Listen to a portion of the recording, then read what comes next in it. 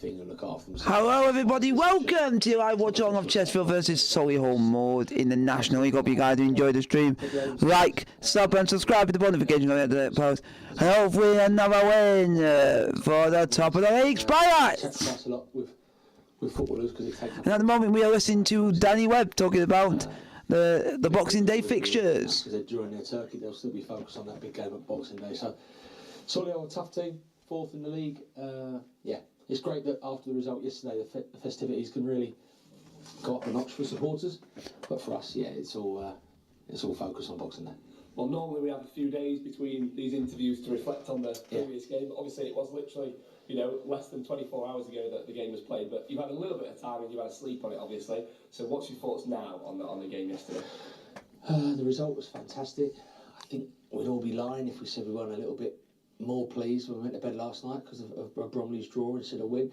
Only because it keeps the gap and makes it bigger at the same time.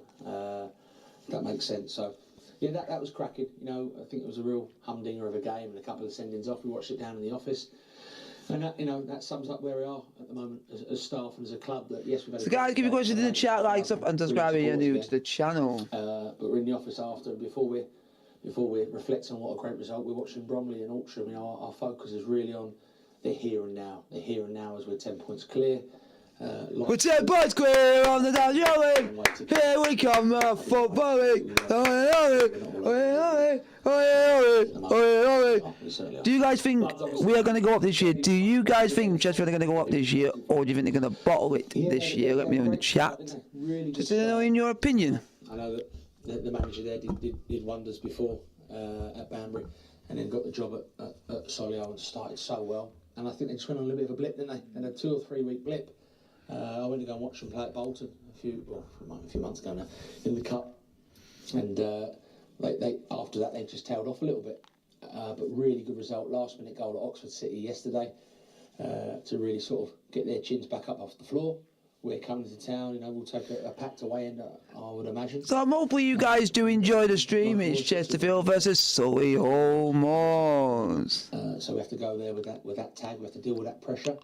But Solihull will be a tough place to go. They've got some good attacking players. They've got players who know. It's not going to be easy. It's not going to be easy. As have we. If we turn up, if we play well, I'm sure we'll get a good result. Solihull actually, when Chesterfield dropped down, was sort of known as the team that was sort of, they'd always bully you off the park, lots of tall lads, physical lads. Yeah. But actually, over recent years, they've maybe adapted the style a little bit, and they do play a little bit more football now, don't they? They do, yeah. I think Neil Ardley started to change that narrative. I think they started to really play some good stuff with Neil. And then since then, that's the way. Listen, I think.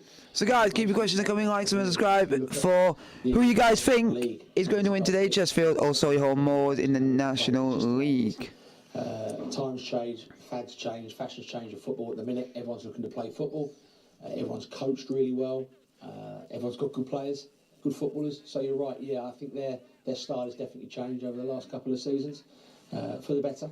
And I think that we're going to come up against a really good passing football team that want to cause an upset. Yeah, it's going to be another big away following as well. I think there is about 700 fans in the away, so it's going to be another packed out away. So guys, keep your questions coming, like, and subscribe if you're new to the channel. Ask for tickets, and it's difficult because we don't really get many, do we, for Solihull? They don't give us many tickets, so yeah, it's a shame for those who can't make it. But our appreciations really do go out to them for the support they gave us yesterday, because this is really, well, it's not becoming, it is. It's a fortress here, and we've got to make sure we maintain that mentality of it's our territory, it's our fortress. But when we go away, we've got to make sure our fans keep out singing, the home fans, wherever we may go. Hopefully that continues Boxing Day. So hopefully we're just waiting for the game to get underway between Chesterfield and Solihull Moors. I have got in the background for myself to keep an eye on is Sheffield United versus Luton, just so that instead of just listening to a game, I've got something to also watch at the same time as well. For us to have a full squad to choose from come Boxing Day. Danny Webb just finishing his pre-recorded item with Bron, just as Paul Cook is returning into the dugout after giving a good wave to the travelling supporters who are on our left and across on the far side today. We've got, 3 minutes to kick off? So guys, keep your questions to coming, like, subscribe, and hopefully Chesterfield can get the 3 points today. Stop horsing around. It's time to get yourself a career you'll love. At Drumfield Auto Care, our team is growing all the time, so we need more technicians to get stuck in and look after our customers' motors.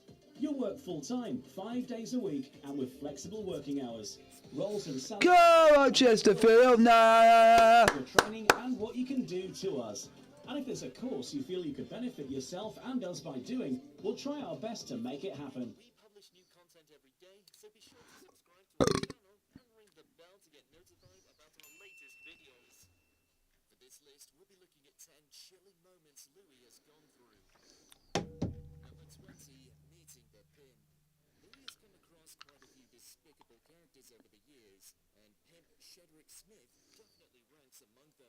I was made to understand that you had been and perhaps still are. Chesterfield in Sheffield, or visit limeliving.co.uk for more details.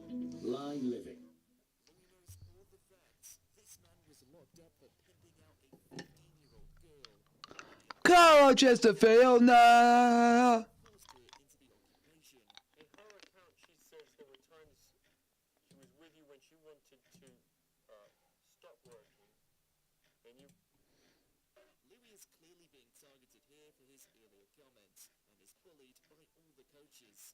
He's pushed to such extremes that he eventually ends up throwing up. It makes you wonder what they would have done to him had the cameras not been running.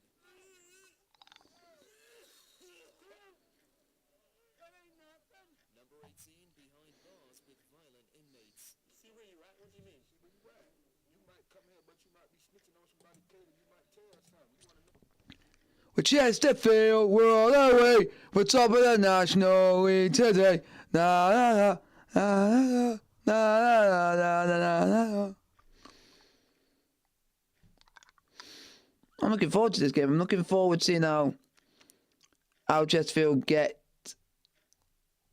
How we're going to play today. How we're going to play with the passion, the heart, and the resilience. I'm looking forward to seeing how it plays out.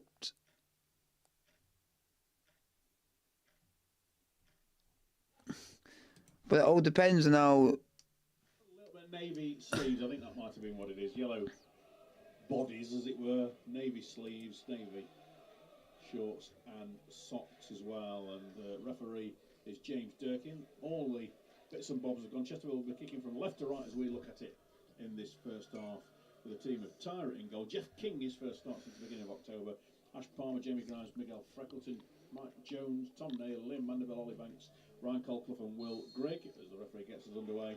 And for the Here we go, folks. The game is underway. Solihull Moors versus Chesterfield in the National League. Robertson, Maycock and Craig and Beck and Kelly, the big man, little man combination up front. So Chesterfield get it up forwards. It's kicked away by the all-red kit of Nick Hayes. Freckleton picks it up. Go on, Chesterfield, nah. With a 1 draw and 8 or 9 victories. It's a tasty feat for the Sparrites. Well, quite a few of these players, to be honest, probably get a tasty feat for Chesterfield. And Mike Jones back after suspension, and he was on the bench, wasn't he, in the weekend game against Aldershot. Grimes is on the halfway line, plays it to King. His first touch stabs it towards Mandeville. First time flick, it's cleared away. Mentioned a little while ago, it's a very narrow pitch. So guys, really hope you guys do enjoy the stream. Like, subscribe if you're new to the channel. Three attacking midfield players. Well, that's a good ball from King towards Will Grigg. He's on the right side of the 18-yard area. Pulls it in towards Ollie Banks. Banks just flicked it up in the air. Goalkeeper Hayes read that well and got in there. But how many times, Josh Marsh, have we...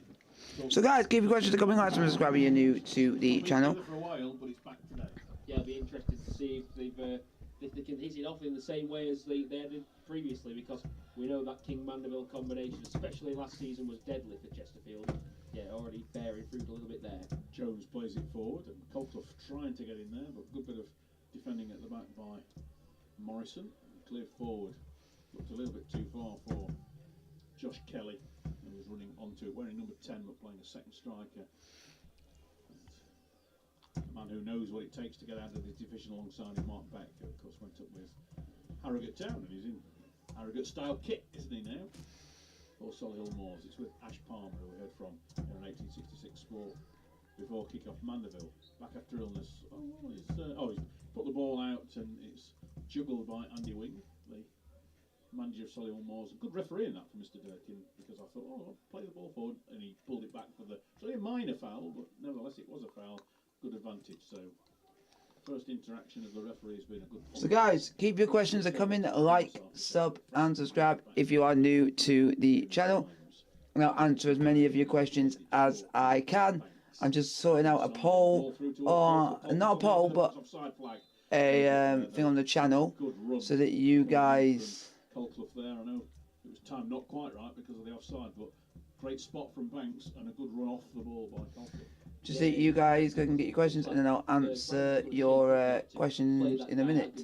But then he saw that run of Colclough, didn't he? Just in between the fullback and the centre half, and just tried to play. Here we go, folks. I'm going to answer your questions now.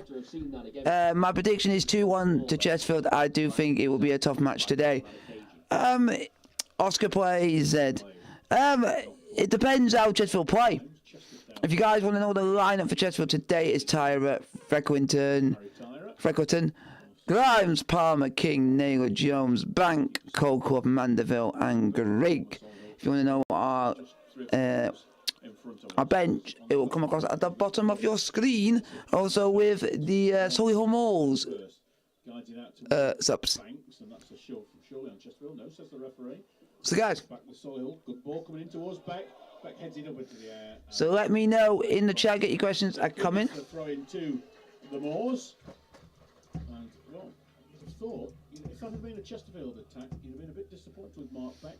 So get some questions that come in. If you guys want to ask me any questions, anything at all, I'm happy to answer all your questions. Don't you, when Beck's in there and the ball's making its way towards his head inside the 6-yard box? There was a bit of a heart-in-mouth moment there, but he didn't get his header right. But Osborne's shaping up for a long throw now for the Moors. Yeah, and it's up in the air towards the edge of the 6. Well caught by Harry Tyra in front of. Come on, Chesterfield! Come on, Chesterfield! Nah. And then it's these temporary style, almost 18th green on the open type of stands, aren't there, over on the far side of the Chesterfield stand? Not full. They could have got more people in there, but Solihull just sent a certain amount of tickets. They got their 15% in, and that was it. They didn't want any more than that. Could have fitted more in. But sadly, lots and lots and lots of hundreds of Chesterfield fans will have been disappointed not to be able to come today. Naylor on the ball just inside the Solihull Moors half. So guys, keep your questions coming. Like, subscribe. Let me know if you're a Solihull Moors supporter. Let me know if you're a Chesterfield supporter. Let me know where you're watching from in the world. Will we get promoted? I do think it will be Chesterfield. Wow. I'm going to ask you guys a question. When you mean by promotion, you got to be specific, because you got to think only one team can go up as champions. The other team will go up via the playoffs. So you got to think. Be careful. So Oscar, do you think, by your question, that Chesterfield are going to go up as champions and Barnet are going to go up by the playoffs? Oh, a nice little hop over from the referee. If that's the case, I don't really see that happening, because you don't know. You don't know what form other teams are going to be in at the end of the season. I know our form is that good that we're 10 points adrift. Yeah, Chesterfield to win the league, Barnet via playoffs. Yeah, but I agree with you on that. But then you don't know what's going to be near the end of the season. You don't know who's going to be on form into the playoffs against Bromley at home. Folks, I'll also keep you in tune with the scores from today's games as well. So keep your questions coming. I'm also keeping an eye as well, folks, on Sheffield United's game in the Premier League against Luton Town. Just to have something in the background for myself, but even though you can't hear it, it's just so that I got something to look at as well, because I can't really watch the Chesterfield game because it costs money at the end of the day. I think he's probably backing his 2 big centre halves to deal with. So I'm going to keep an eye on the scores for you on the doors, let you guys know, and how the results are get. Play off him really and get those runners in behind. Of course, Josh Kelly's the man that Chesterfield really need to. Are going on, so Kelly with his pace could easily get in behind. So that's Here we go. to be aware of. Well into double figures of goals as it's intercepted by In the Championship, it finished Preston 2, Leeds United 1. It is at the moment Millwall 2, Queen's Park Rangers 0. It's Cardiff 0, Plymouth 0. Coventry 0, Sheffield Wednesday 0. Huddersfield 0, Blackburn 0, Hull 0, Sunderland 0, Rotherham 0, Middlesbrough 0, Southampton 0, Swansea 0, Watford 0, Bristol City 0, and West Brom 0, Norwich 0. In League One, it finished Leyton Orient 1, Charlton 0. It is Bristol City, Bristol Rovers 0.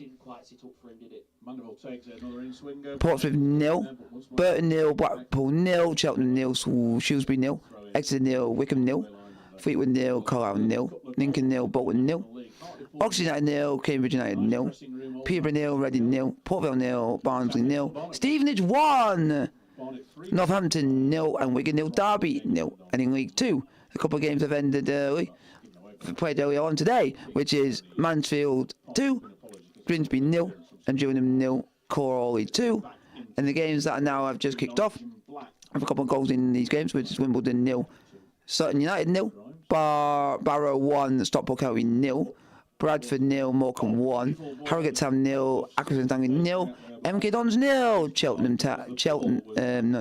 Colchester 0, Newport 0, Forest Green Rovers 1, Notts County 0, Doncaster 0, Salford 0, Tranmere 0, Swindon 0, Wrexham 0, and Walsall 0, Crewe 0. We'll go National League, folks. National League, which is Aldershot Town 0, Woking 0, Oldham 0, Halifax Town 0, Bournemouth 0, Kidderminster Harriers 0, Dagenham Redbridge 0, Eastleigh 0, Dorking 0, Oxford City 0, Ebbsfleet 0, Bromley 0, Gateshead 0, York City 0, Hartlepool 1, Oldham Athletic 1, Maidenhead 0, Millstone 0, Rochdale 0, Flyde 0, Solihull Moors and Chesterfield is 0, and Southend 0, Barnet 1. And to let you guys know, if you guys are up north and near my end, which is Chesterfield, Sheffield, we'll let you know on the team that nearly went out of business, which was Scunthorpe United 2, Farsley Celtic 0. And in the National League South, it is Havant Waterloo 0, Farnborough 0. And if you guys are very interested to know, it finished in Isthmian Premier Division. Haringey Borough 0. Jones has played it back, and Michael Beck has got in there and rolled it in. That was a mistake. Haringey Borough 1 has taken Ayed 4. He turned and laid it back to Tyra, but he just didn't see that the big Mark Beck was there. And folks, it is Chesterfield 0, Solihull Moors 1. After missing a few games, just patted on the head by Tom Naylor. He'll know he's made a mistake. It is Chesterfield 0, Solihull Moors 1. Mike Jones did a pass back to the keeper. Didn't even know that the Solihull Moors striker was between him and the goal. Passed it to him, and he just tapped into an empty net. So, Mike Jones, you owe Jed with shame. He just drifts in, gets a little toe poke on it past Tyra, who was kind of in no man's land. Not his fault, obviously, and he's given the hosts a lead. And that was a very Mike Jones-like mistake and a very un-Chesterfield-like goal to concede. Very, very un-Chesterfield goal-like. Mandeville's breaking down the right-hand side, got a crossing, it's taking deflection off the defender, which actually puts it straight into the path of Nick Hayes, the goalkeeper. I think Mandeville was about right there from that crossing from Mandeville, so good defending from Cade Craig. It's just ridiculous the way that was played out. Yeah, and that's one thing we should say, isn't it? Even though the Sparrats are behind in the game, it's certainly not time to panic. It's ridiculous, mate. Ridiculous. The team has, and as the game wears on, Chesterfield will come into their own. I'm confident of that, but we can't let it slip to 2 or 3 because then it becomes a bit of a mountain to climb. But so far, let's not panic. It's one error. and there's still plenty of time for Chesterfield to hit back in this match. Colclough plays it out towards Banks, who's offside anyway. He didn't control it, goes out for a free kick. It would have gone out for a throw, and it'll be a free kick to the hosts. They are going to concede and go behind. Well, it was 4 minutes on Saturday, wasn't it? 10 minutes today. You don't want to do it on 89, like going behind against Altrincham, for instance. In one of only 2 games that Chesterfield lost. So guys, keep your questions coming in the chat, like, subscribe. Mike Jones has given Chesterfield, has given Solihull Moors the lead, but passing it back. Mark Beck got on the end of it and tapped it into an empty net. So far this season, and they're going to need to just stay composed now, Chesterfield, and wait for the chances to come and be patient, because they will come. They will come for Chesterfield, and I don't think Matt Jones is going to make a mistake like that again all season, to be fair. So it's just one of those, isn't it? Just one of those as Paul Cook gives a little bit to the fourth official. He's a long way away from him, but he still manages to get his message through.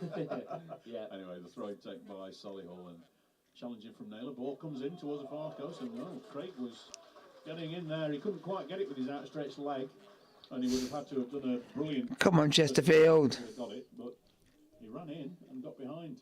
Well, look where Jeff King is. He was 20 yards outside his 18-yard area when that ball came across. And this is the thing, Jeff King's been selected as an attacking option at fullback, and that can... So guys, keep your questions coming in the chat, like, subscribe if you're new to the channel.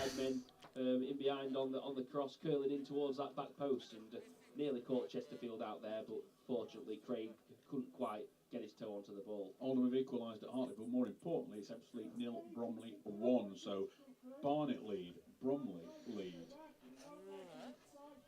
It's going to the Moors down the right hand side, chested by Beck, and play forward towards Kelly. Kelly's got the ball down by the corner flag. He's come into the 18-yard area, and he's that was a hit and hope. It's found Craig. Come on, Chesterfield. Craig was there. Craig plays it back into the middle. It's an opportunity for Solihull. They're now 2-0. Chesterfield are 2-0. Can you believe it? The league leaders fall to a second goal. The celebrations by Solihull in front of the Chesterfield players, and again, not particularly good defending. Oh, we're 2-0 down. We're in the 15th minute, and Solihull are 2 up. I'm just trying to check who the scorer is. I think it might have been Callum Maycock, the number 8. I think it is Maycock, yeah. Well, the less said about that one, the better as well, Phil, because that was such an easy ball, wasn't it, into the middle of the 18-yard box. And he was just unchallenged, really, Maycock. He had time just to turn, slot the ball home past Tyra again. Can't really blame the goalkeeper. He tried to dive down at the feet to save the effort, but as soon as that ball was played in, it was far too easy, and Paul Cook will not... Chesterfield 0, Solihull Moors 2. No, so Chesterfield 2 goals down. They were 2 goals down after 6 minutes against Hartlepool, won that game. So, and they were superb in the second half in that match. They scored their first goal right on half-time, didn't they, to get back into that game. But certainly Chesterfield's defence in that game, the first one was an individual error, the first goal from Mark Jones, but that was just poor defending all round, and the sort of goal that Chesterfield were conceding earlier on in the season. Wilson have taken the lead at Maidenhead. But, well, it's over with Freckleton on the far side. Back to Jamie Grahams. Back to Freckleton once more. He's got Maycock with him. When you just for goal, there's no need to be like annoyed or depressed, because we don't tend to lose that often, don't tend to concede or lose that often. Grimes, who then has to challenge after the ball forward from the host came in again. And Banks is running towards his own game. He's got a throw in out of that.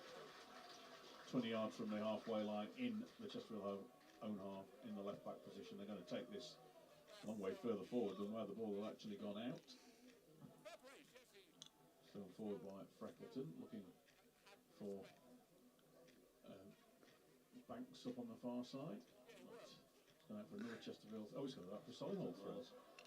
And, well, they're going to wait for this one to get everybody into position rather than take it quickly. And, of course, they've now earned the right to take their time. 2-0 up against the Spireites.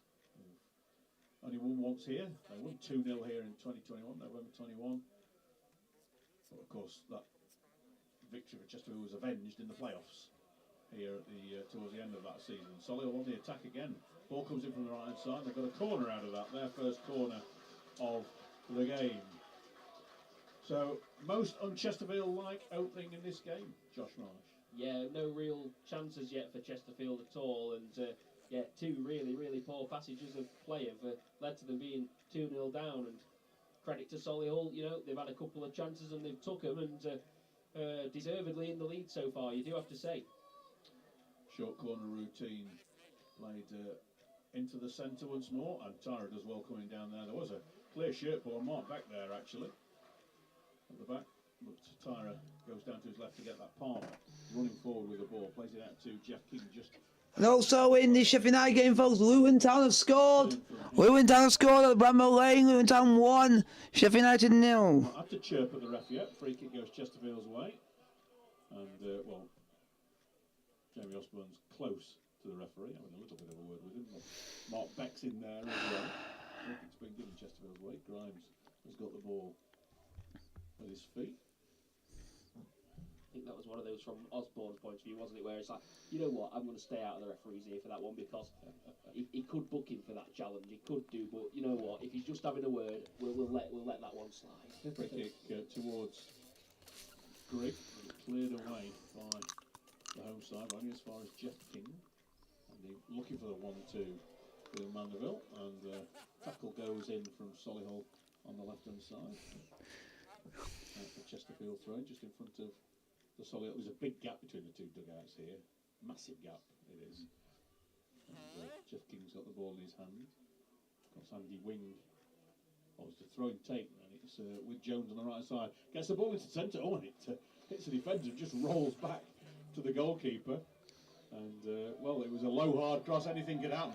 And if that had possibly hit a bit of a bony part of the defender, that might have gone at the keeper a bit harder. Yeah, it was one of those, wasn't it, where Jonesy pings the ball across. He did very well, got himself into a good position, just put his boot through it. Again, it could have found an orange shirt in the box, but it just hits the ankle of a Solihull player and trickles through nicely to the goalkeeper. That's unlucky that time, but a little bit better there from Chesterfield. Come on, Chesterfield, nah! Very early, they're 2-1 up, but it's Solihull on the attack once more down that right hand side with Benton.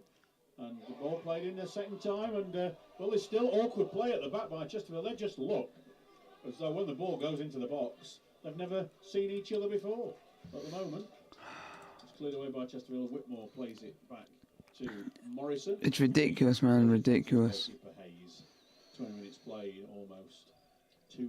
The Sparrites trail. Long ball from the keeper all the way through to Harry Tyra. Wilson 2 up at Maidenhead. You do get some strange results. Lost it away at Luton, didn't they, in the week? So anyway, Banks receives the ball, but he couldn't quite bring it down to heel, and Solihull come away with it once more, and they're over on the far side on the halfway line, rolled into make up the score of the second goal. It's a foot race at the moment between Kelly and Freckleton. Freckleton wins it, but concedes a corner kick on the right hand side. Chesterfield right now just can't.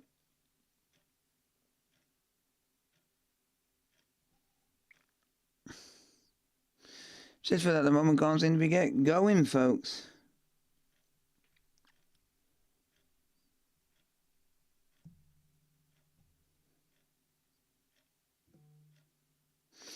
And it is Sheffield Wednesday 0, Coventry City 1. Cards and a red card.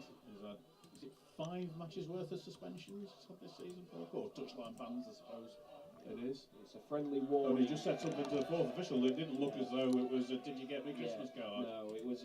He's got to be careful, Cookie. Sometimes he does lose his head, and it's not what we need right now. Corner, right hand side for Solid outswinger, headed away by Palmer. That's handball clearly by Makeup on the edge of the 18, and referee well positioned to give that.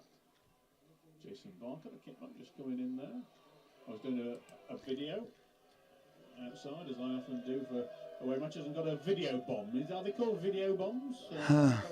Jason, who was loading the... I'm just watching this interaction again, because Chesterfield tried to take a quick free kick there on the edge of their own box. Solihull player stands in the way of the ball. Paul Cook again right in the fourth official's ear saying that's a booking, that's a booking. And Cook's getting very, very frustrated at the moment. Very frustrated. Come on, Chesterfield. Cue of a header from Will Grigg, right about the touchline from the kick out. He was trying to knock it infield. Just poor. End up going out for a throw into Solihull Moors. Yes, this is interesting. The conversation's still going on here, Phil, in front of us between the manager and the fourth official. Play continues now as Chesterfield try and work the ball forward. Well, they overhit it and goes through via a back pass to the goalkeeper. King controls and he plays it back to his goalkeeper, Harry Tyra. Quarter of the match gone. They're on 1866 live with national windscreens, the local company with the national network. It is Solihull Moors 2, Chesterfield 1. Tom Naylor plays it back to Ash Palmer. Good pressing from Solihull to prevent Chesterfield getting up quickly. He's now out with Freckleton, still way in his own half again. Oh, and he's given the ball away to Come on, lads. to Beck. And referee's given a free kick Chesterfield's way there. Chesterfield had won it back through Mark Jones. Well, let's just hope that this first 20-odd minutes, Phil, is just the players trying to shake off the last of their Christmas sherries, because otherwise we're in for a long afternoon. Yeah, you can't retrospectively bring them back in on Christmas Day, can you? When it's Boxing Day. So the diagonal free kick is dealt with not very well by the home defence, because King's got it. Can't actually see the ball at the moment because behind the dugout. He's left-footed it into the centre. Oh, what a quiet fall to Tom Naylor there. Clearance though hits Tom Naylor. It's still in the Solihull box, and it was an anywhere will do. And it's cleared up to Freckleton. Plenty of orange shirts forward for the Sparrites here. Plays it out wide right, wide left to Colclough. Come on, Chesterfield! In there, cross coming in from him into the centre. Come out to Jeff King, corner of the box. Rolls it under his studs, gets onto the right foot. He was thinking about a shot, but not got it. The shot was blocked. Comes out to Mandeville, drilled across the. Well, that's a beautiful crossing from Mandeville, hard across the line, but it's cleared away by Solihull Moors. Picked up by Freckleton once more on that far side. Plays it back to Grimes. Still plenty of orange shirts forward. The captain a few yards in. Paul Cook gesticulating, come back and offer him a shorter option, but it's with Banks on the left-hand side now. He's got Colclough outside him, but he plays him behind him to Freckleton to try and find the angle to get the crossing. Come on, lads. On the ball, he rolls it short to Naylor. So, Solihull have defended that moment well. As Chesterfield have got to start again. And it's with Palmer in his own half. Rolls it back to Grimes once more. These two teams meet again on Monday, New Year's Day. The ball played out left, good ball from Grimes out to Freckleton. Freckleton's first time into an offside Colclough. And again, that was a beauty of a ball from Freckleton. But Come on, boys! Been able to look across the line and see who's off then. Yeah, it's disappointing. It's a couple of times now the flag's gone up against Colclough, and well, I was giving him credit for playing on the shoulder, wasn't I, at the start? But that's a danger, that's a jeopardy, isn't it? When you're playing on the shoulder of a defender, trying to get in behind them, you can get caught offside quite a lot. And so far, Solihull seem to be managing him quite well. I want Chesterfield to get going, because the sun can't seem to get going. Yeah, the three central defenders, Clark on the right hand side, Morrison in the middle, Whitmore on the left. He's all gone out for Chesterfield, throw in their left back position, just in front of one of those three temporary stands that are over there. I think last season it was so temporary they were still. Come on, boys! Chesterfield! Chesterfield! Chesterfield! Chesterfield! Changed it over time. There used to be some covers over them, didn't there? Yeah. A bit of shelter. Tent light, a bit marquee light, weren't Yeah, they? but they've since gone. I think probably Blown a away few in storms. Yeah. Long ball forward, Grigg not having any luck in the air with the three central defenders. You didn't really expect that. Come on, boys. Colclough. He's got a couple of yellow shirts around him. He's got to the left side of the 18-yard area, plays it in field. It's flicked back. Come on, boys! Out of a corner kick to the Sparrites. Their third corner. I'm in. 26 minutes played. Sparrites trailing by 2 goals to 0. Mark Beck on 10. Alan Maycock was the one change for Solihull from the team that won 2-1 at Oxford City, and a come from behind victory for them to end a run of 4 straight defeats. Come on, Chesterfield. Corner again. In-swinger from Mandeville. Plays it deep, this one towards Grimes. Knocked up into the air. Though by Whitmore, I It was think. Whitmore, I the former think, at Spy, the back, right? yes, it Marking was. Grimes did well. Marshall did, in fact. That's a bit better from Mandeville. I want to see those corners go towards that back post. I want us to play well, but we're just not got off to the best of starts. A bit more than what we would put it into like the penalty spot area where Beck is, and he's just headed everything away so far, hasn't he? So a bit better there from Mandeville with the delivery. We just not got going. Just not got going. First time touch from him into Mandeville has come back a little bit deeper to get this and runs across the field and plays it out to Freckleton. Colclough receives it onside this time. He's powered towards the byline. Decent cross comes in towards King. Volleys that. Oh, and it's just nicked off the toes of a acrobatic Will Grigg there and cleared out by Solihull. Not sure if that was a shot from King that was going wide. And anyway, Chesterfield back in possession, but that was the first time we've seen King in the opposition box and have a real positive effect. It's now with Naylor down the right hand side, close to the corner flag. Cut inside, but he couldn't get inside with the ball from Whitmore, and it's cleared. But again, Palmer is on the end of it, knocks it down to Jones, who couldn't control it. And Solihull start moving with their box-to-box man, but Jamie. Go, Chesterfield! No! Wide right to Clark, long for Beck to try and run on to. Grimes just gets his body in there. Can he keep it in as well? He can. He does very well, Jamie Grimes. He was pretty close to the touchline. At the moment, we're doing all right. We just can't seem to be consistent today. Not much room to work with there, Grimes, and he did really well chesting it down, turning and playing it back to Tyra. It's now with Jeff King on the near side, and the ball obscured because of the dugouts just in front of us. Back to Tyra. Tyra's got Kelly on it. Chesterfield continuing to try and play it short, and that's a ball out towards Freckleton. That's a lovely ball from Palmer to Freckleton. Freckleton's on the run. He's been eased over there. No foul given. Is the referee going to come back and give that? No, because Colclough manages to get it. Plays it back to Mike Jones. 2-match suspension, didn't he? He played in one of the cup games, didn't he? Played forward by Banks. Just fell towards Grigg. Chesterfield! Chesterfield! Chesterfield! Chesterfield! Chesterfield! Chesterfield! Chesterfield! Ball in from Banks. They were disappointed. He probably were a little bit better. Yeah, last 10-15 minutes though, it's a bit more like it from Chesterfield. They're putting balls into the box, but they're not really getting to grips with the chances they have. And I think players need to be a little bit more switched on in those key moments and get a better connection. We're Chesterfield! We're top of the league! Barnett leading 1-0 away at Southend. Still Bromley leading 1-0 away. One thing I will say is, if we do lose this game, I'm not going to be very annoyed because our gap's going to be still quite a bit of a big gap. So we can afford to lose a game or two. And if we're going on a run and we lost like 3 or 4 games in a row, I can start to worry. And then there's Birmingham Airport. So a couple of planes. It's just like you gotta be honest. You gotta be really honest. And it is Wrexham 1, Swindon 0.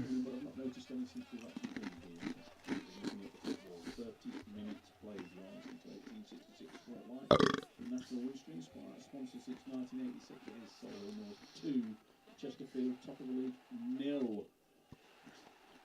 And very rare this season that Chesterfield have been 2 goals behind in any match. That's all one comes to mind. They won that 3-2 and having scored. It was Colclough right on half time, wasn't it? Come on, Chesterfield. Left touchline, puts in onto his right foot. Whips across in towards the far stick where Mandeville and King are there. Comes out to Jones. Oh, he's kneed it down. Just for the 2-0 down to Solihull Moors. From the defence, it's cleared up to the halfway line by Grimes. Grimes tries to start it once more. Banks on the left wing. Back to Grimes. It is so crowded with this narrow pitch here in Solihull. Freckleton again gets the cross in towards Grigg. Offside. This roll it in, but it's offside flag. Offside. So that was a lovely ball in from Freckleton. Great finish from Grigg, but it counts for nothing because Mr. Kavanagh's flag is race high. As soon as that ball went towards Grigg, I had a half look to the linesman because it just felt that. Yeah, but looking at Paul Cook again on the touchline, he did not agree with you, Philly. He turned around to his bench with his finger pointed towards the linesman, and he went, can't repeat the next word, but not got that right. Paul Cook, not sure. Not got that right. We'll say that. Paul Cook clearly not very happy with any of the officiating in this game so far. Well, I don't think he'll be happy. Chesterfield did have the ball in the back of the net with Will Grigg, but it was offside. 2 minutes, but they're stepping it up a little bit, and of course we do know how much of a second half Team Chesterfield, they've scored in all 23 matches that they've played in this season.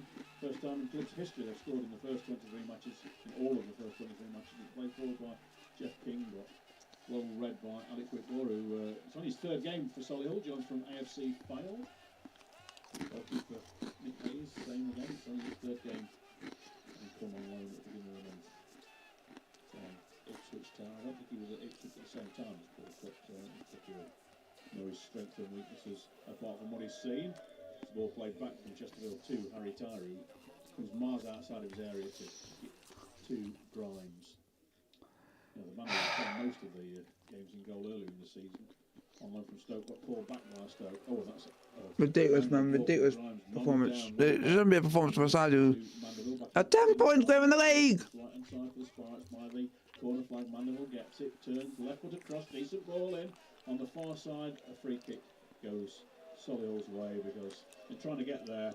Will Grigg, but they couldn't. I remember Chelsea Football Club being we were about 20 points clear in 2014-2015 season under Jose Mourinho, and then we ended up being so far ahead in the title race against Man City.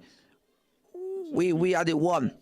We had it won from January, and then we ended up winning the title by 7 points in the end.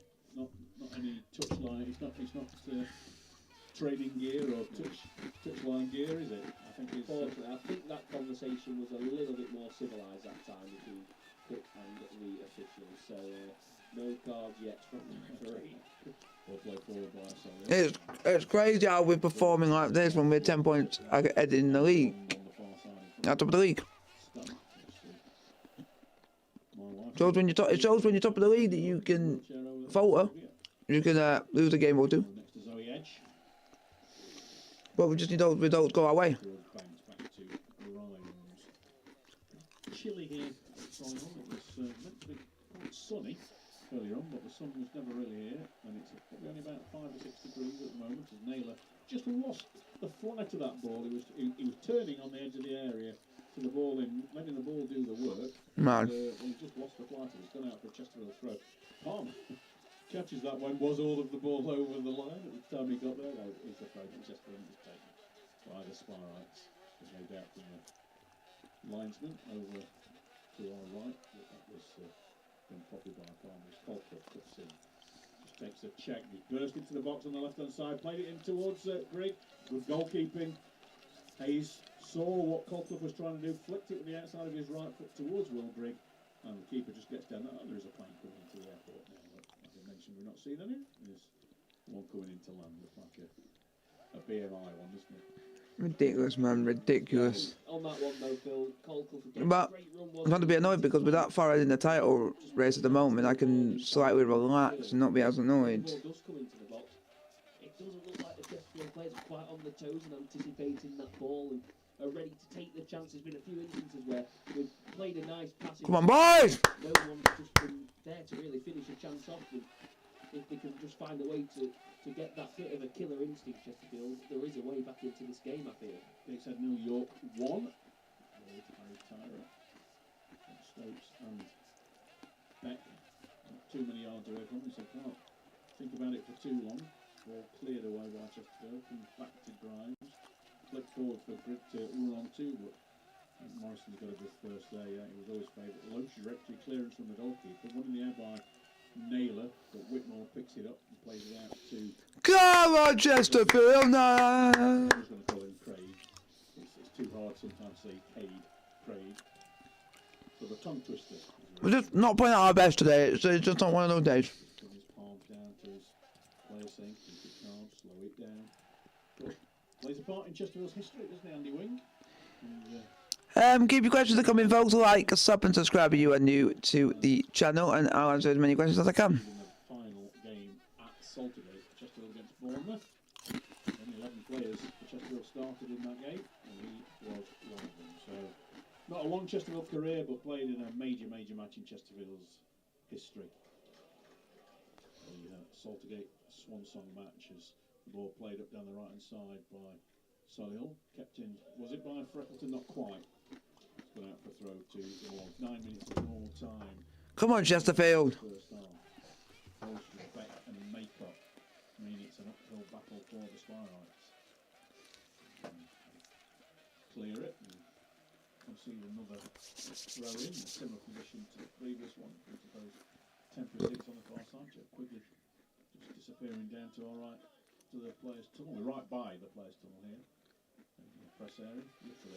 Go Chesterfield! No! And it's picked up on the by Matthew Alderton, who's not really been in the game a great deal because a lot of the ball's gone on the flanks. And it's played forward by Mandeville towards Grigg, running towards the left touch line, rolls it out to Colclough so Grigg can dart back into the centre. Colclough's got it behind his man, gets across him. It's headed up into the air and it comes out to Chesterfield, and a shot goes in from Ollie Banks. It's gone well. It was Mike Jones. Yeah. Mike Jones got the shot in and he doesn't score, does he? So he just didn't get hold of it at all, did he? Tried to bring it out of the air. It wasn't a bad first touch. The defence from Solihull didn't seem too keen on closing him down. And then his second touch. Boys. That might be it, because his second touch wasn't great at all there, Jones, was it? I was thinking, right, go on now, put your boot through it, smack it into the corner. And he just did not get hold of the ball. It was just kind of ballooned wide in the end with a bit of a whimper from Jones, unfortunately. Come on, boys. okay. Nick Hay, number 32. Deep red card in all sort of kit, cleared away by Grimes, but his foot's turned out to going to be offside against Kelly if he goes for it, so he doesn't bother. Runs through to Tyra, instantly rolls it out to Grimes. No press at the moment from Solihull. He switches it towards the right. He's picked it by Mandeville inside the right position. Banks plays it out to King, and King jumps over the ball. He sees the tackle coming in and he realised that he was not likely to get it himself, and it was Craig who got the good sliding challenge, and Chesterfield got a throw in. Level with the edge of the penalty area on the right side, taken to Banks. Come on, Chesterfield. We need to get back into this. It doesn't look like we're going to get back into it anytime soon. That's for the first time today, the first touch of Banks to let you down. Don't forget to let us know your views at 1866 Sport on X.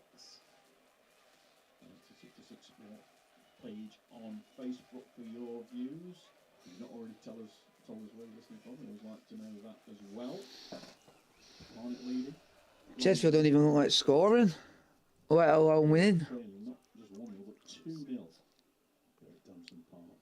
It's an Armco Arena, but technically we should call it. Goal kick take. As the game goes on, I think the goalkeeper will take even longer and longer and longer to take his goal kicks.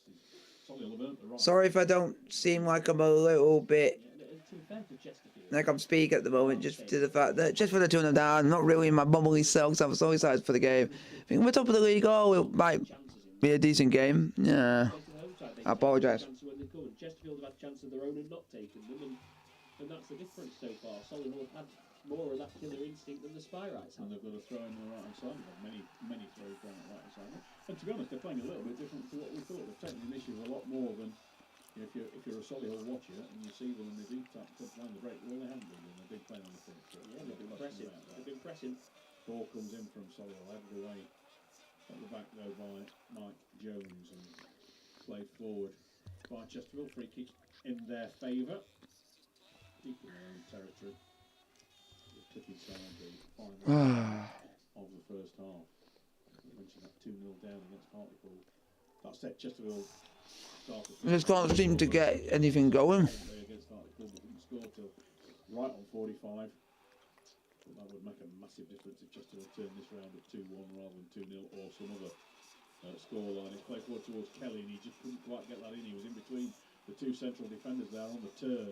He would have been away. He couldn't quite bring the ball to where he wanted it. He's played up towards Banks again, and good defending by Morrison coming across to get that one. He's put it out for a throw right by the corner flag on Chesterfield's right hand side. Come on, Chesterfield, we need to start playing. Jeff King. It's not like us. It's not like us. Deep amount of grass. Something I don't expect. There's a lot of grass after the touchline. King still with the ball in hand. He's got I want passion. I want us to not go with a whimper into the new year. It would be embarrassing. But it is what it is. If you play rubbish, you got to accept. You got to accept all these punishments, and they're going to come your way. Wait, sparked over a little bit by John Benton. It's going to be Mandeville jogging across to take this one. So this will be an in-swinger towards the far post, Josh. So who we've got there at the moment? We've got Grimes just moving into that position. Where's Palmer? Let's see, is he behind? Yeah, Palmer's behind Beck. He's completely obscured by Beck with it now. So Palmer. It's just like, we just got to play well. Obvious targets for Liam Mandeville. Right arm up in the air. Right on the chalk on the far side, midway in the Solihull half. Referee's not blown his whistle yet. He eventually does do. Mandeville delivers. He's delivered it towards the near post. Oh, and Naylor got in there, stooping down. The goalkeeper had to gather that one just under the bar. It wasn't a real class save or anything like that with the goalkeeper. It was a decent header from Naylor. Another. That one's easy jet one just going on. A good header from me. Come on, lads. I don't expect us to be playing like this. The ball, it was going in at that near post. Which you don't expect. He kind of had to pick aside the goalkeeper and he was equal to it and held it well in the end. But it's been better from Chesterfield as the half's gone on, but they really do need to try and take a chance now while they're on top and try and get back in the game before half time. King plays it towards Mandeville, tries the turn, but just the ball nicked off his toe by Morrison's on. It's a terrific game at the back. And so is Whitmore, to be honest, isn't it? Oh, good play from Mike Jones there. Get away from a really strong challenge on him. He's played it out to Mandeville. Now the touchline Banks receives it. Bounces up in front of him. Still in possession. Rolls it to Jones. And again, switch to the left where there's a little bit of an overlap. Space for Freckleton. Is he going to go for the cross? No, he's going to play it out to Colclough once more. Colclough dives down. He's into the box. He's on his right foot. Left foot shot comes in. He's got a corner kick out of it. Chesterfield! Chesterfield! Every time he gets the ball, he seems to have got the beating of the fullback now, and he's getting inside him. And that time he went for a shot, and again though, just a deflection. There's been a lot of Solihull bodies putting themselves in the way of shots and having any joy. And fair play to them. They've defended really well in this first half. You do have to say the home side. Corner comes across towards the far stick. Palmer tries to get something on it. It's gone out for another corner kick. A fifth of the half to Chesterfield as Dagenham and Redbridge take the lead against Eastleigh. He's struggling at the wrong end of the table. I just want Chesterfield to start playing, but we just don't seem to be doing it. We don't seem to be playing well. I don't know what the matter is with the club, but it's just weird. It's just weird. So changing fortunes of late, moving up into the playoff zone. And Mandeville on the right hand side this time. It's an outswinger. Again towards Grimes and Banks on the far stick. Partially clear, the fourth official just charging up his board for the additional time. Out with Freckleton. I'm just checking just to see if anything is out. Palmer gets in there. Banks is on the ball. He's got an opportunity for shot, and again it's Bromwell 1-0 up, and Barnet are 1-0 up. Really well. Marshalling the defence, Morrison. Banks controlled the ball well, got the shot in. It was on target. And just put himself right. It's going to be 2 additional minutes. And the fourth official holds it up officially in about 5 seconds' time. Again, though, Phil, it's the sharpness in the box, isn't it? The ball comes across. It's a great chance for Ollie Banks. He had to take it first time. He took too long over it. He took a touch. He didn't have time for a touch. He should have just hit it first time. And I think if he had done that, Chesterfield might have been at least 1 goal back. Altrincham nil. Owens offside against Kelly. Halifax have taken the lead at Altrincham. 1-0. So playoff zone teams Altrincham behind. But we'll be going through all the score lines at half time. Get your views in at 66 Sport. You know the drill. It's with Maycock in the centre. Plays it out, switches it out to the right hand side. A lot of Solihull's work has gone down that right hand side, hasn't it? I don't know if that's a game plan or it's just how the game is planned out. But now they get an opportunity to play it back. A security fence just in front of the tunnel, just being moved out of the way. There's only a minute to play before everybody will be going in to see what Paul Cook's got to say to them today. And well, Danny Webb often sort of says that when it's not going well, Paul Cook doesn't do the hairdryer treatment. He says sometimes it's that, well, you're just below your standards today, guys. You need to, you know what your standards are all about. It's Mandeville on the ball in the 10-yard circle, and it's so narrow, this pitch. You can't always turn out. But it's Banks, last opportunity for Chesterfield to get into the danger area. Played out to Jeff King, facing where he wants to do is. Go on, Chesterfield! Hayes, under no pressure from any orange shirts, he was more in risk of bump it into Alex Whitmore than any Chesterfield player, and he gathers, holds it, goes down onto the floor, and with 15 seconds of the additional time remaining, you're going to assume Chesterfield will be turning around 2-0 down. And the right puts that into the darkening skies here in the West Midlands, and it comes through to Freckleton, charge down the clearance, and the referee just blows whistle bang on the end of the 2 minutes. Half time, folks. It is Chesterfield 0, Solihull Moors 2. There have been 2 goals down at half time, and it's Beck on 10 after a mistake from Jones, and then Maycock on 15 after collective poor defending from Chesterfield, Josh Marsh. And well, Paul Cook's got some money to earn now, hasn't he? And I'll see you guys in a bit. Half time.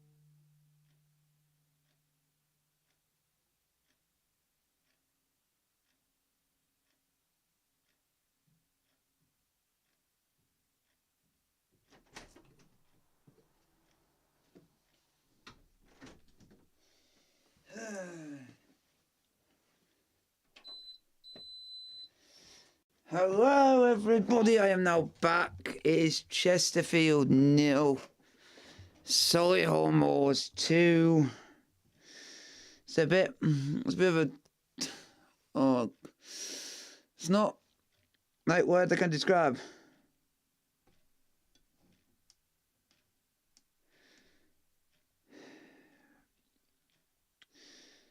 At this moment in time, there's not really a lot I can say other than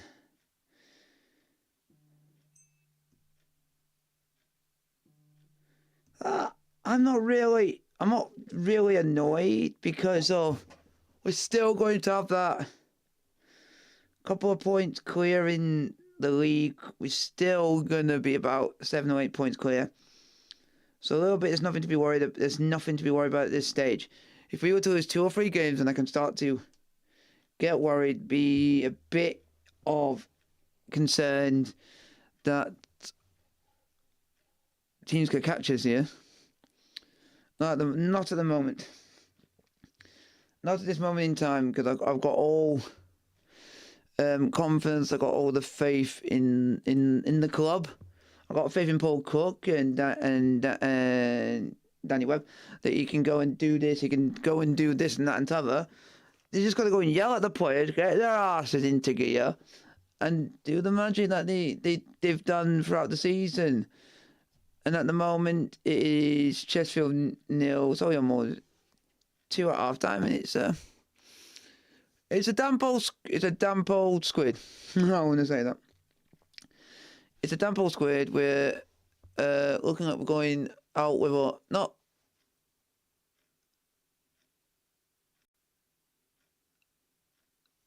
like a whimper or something like that. I don't want to talk in that way. It's just the way we're playing. It's just really poor. If we were to get a draw from this, I would take that. I would take that right now. I would bite my hand off for it. But that's just the Chesterfield Football Club in me thinking we got to play this, we got to do this, we got to do this, we got to do that. But I want us to play with the heart. I want us to play with passion. I want us to play with soul. It's just, I want us to play well, but not.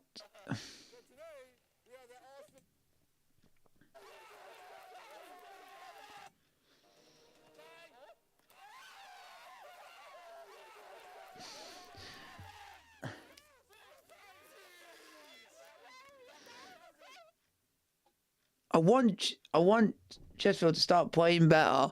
I don't know if we've got any players on the bench that can come in and make a difference.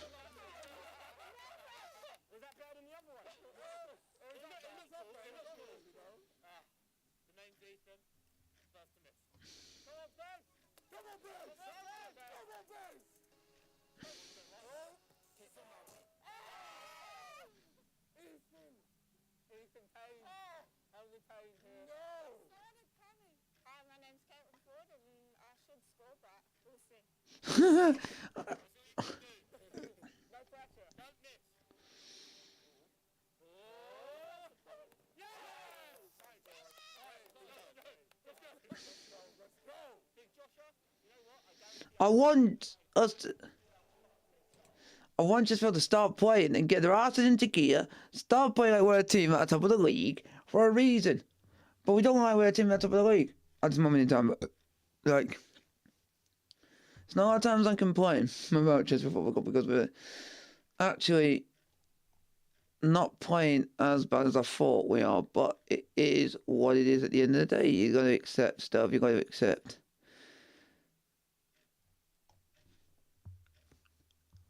Life gives you lemons. It gives you lemonade. You just got to accept things. Yeah, it's just weird.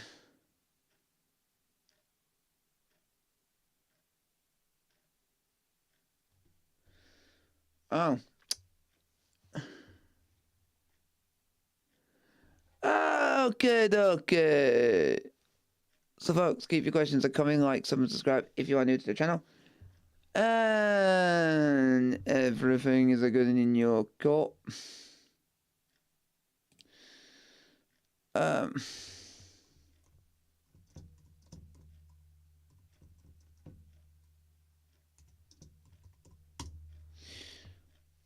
want Chesterfield to start playing the way we are in the club that we are, but it depends on how the players go and how it is.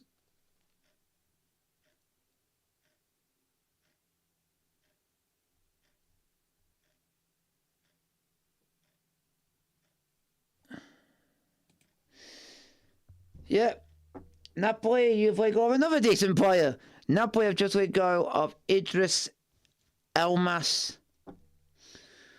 from, I think he's going to be joining RB Leipzig from Napoli.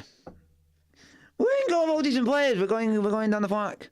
We're going down the he's just, here we go. Just let you guys know that Napoli midfielder Idris Elma is just one step away from officially being announced as new RB Leipzig player and will officially join the Bundesliga club upon the opening of the January transfer window. Yep, so Idris Elmas will be joining Leipzig in January. I don't know who Napoli going to get. In January because they need to basically try and replace Elmas badly. Just thought I'll give you guys some news, but that has hit me quite hard because he's a very decent player for Napoli. He scored this season against Atalanta, and now he's going to leave. So it'll be interesting to see where the players and what players they do get.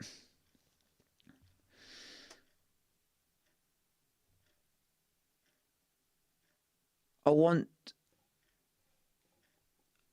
is this after the game? Because apparently Mourinho, I think after the game against Napoli, was given a talking to Osimhen and Kvaratskhelia. I don't know what for. Things are heated on the touchline with Roma coach Jose Mourinho first demanding respect from Kvaratskhelia and Victor Osimhen, then gave Napoli striker an intense talking to. Jeez. The special one was spotted shouting at Kvaratskhelia saying, "Enough's enough, respect." They continued arguing animatedly until Jose Mourinho put both hands around Kvic's face and started talking intense and giving the Georgian international some advice. Soon after, Mourinho had a similar discussion with Osimhen, giving the Nigerian a kiss on the cheek at the end of the encounter. Osimhen had a penalty appeal when he was accidentally caught in the face by Alessandro Paredes following a clearance. But I don't see much in it. But I want to be interesting to know.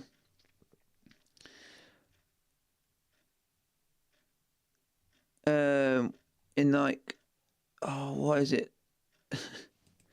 Players that might be coming to Napoli, because that'll be interesting to find out if they're going to get any transfer news coming in, any players leaving, any players coming in. There's a couple that I can see. I don't know. Look. Here we go. Just checking.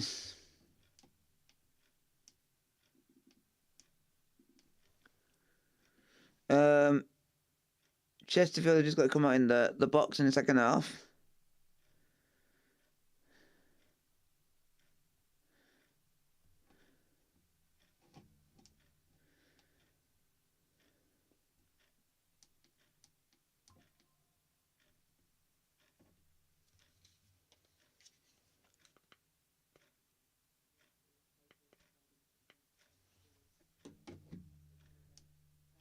Find is that people who come on the programme are fans of the club, and if they're not really... So guys, keep your questions are coming, like, subscribe, and let's have a look. There is possible Napoli signings of 2024. They've got a couple of players, a player from Schalke, a player from Fenerbahce, and a player from Girona. There's not really any big players. It's not really any big names. Not. Literally like that are literally hitting out at me and thinking, oh yeah, not really hitting out at me. So look, they got a couple of these play. Oh, a possible Napoli signing. Take a Jacobo. Oh my God, we got that guy. We would definitely be rapid. Because that guy knows his pace. Apart from that, there's not really any other big names other than...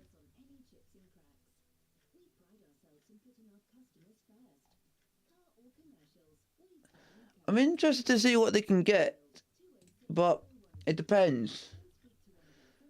The best place to go would actually be would be their official, I think, official website, just to see what the news is much better. But also, folks, keep your question in the chat, like, comment, subscribe if you are new to the channel.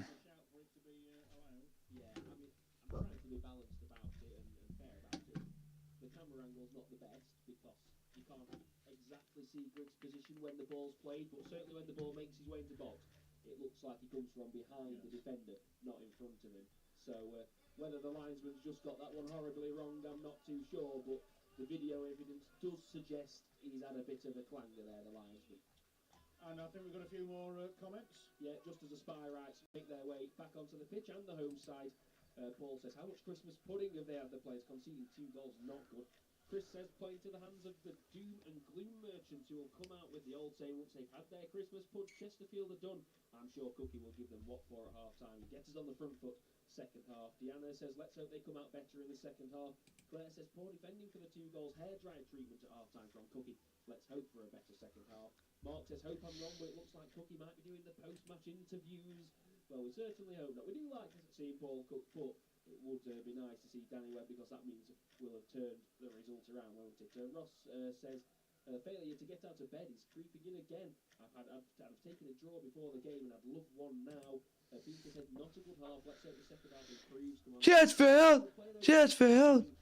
Just 2 lapses, though. A few of the teams still on the bus. Surely we can get something against this lot. Stu says, need an early goal second half if we're to get anything from this. Thought we looked well off it, though, in the first. Let's see, Phil, if we can turn this one around. Play by that, folks. Black in the second half, as we look at it, I think it's the opposite way around on the stream. If you're syncing us up with that, it's yellow and navy for Solihull. No changes as the referee gets us underway, so it's Tyra goal, King, Palmer, Grimes, Freckleton, Jones, Naylor. Here we go, folks. Second half underway. Chesterfield versus Solihull Moors. Benton, Warburton, and Craig, Beck, and Kelly, the strikers. Interestingly, I've just seen they're having a word with Joe Quigley, weren't they? And he just did disappear down into the dressing room with his shirt. Who will win? I want Chesterfield to at least get a draw, because it then keeps the R&B and run going. But hello, come on, how are you on this fine Boxing Day? Hope you guys have had a Merry Christmas and look forward to the New Year. Chesterfield have been putting balls into the box, so maybe his bit of physicality could work here. So we're on the far side. Playing the first half on. Come on, Chesterfield!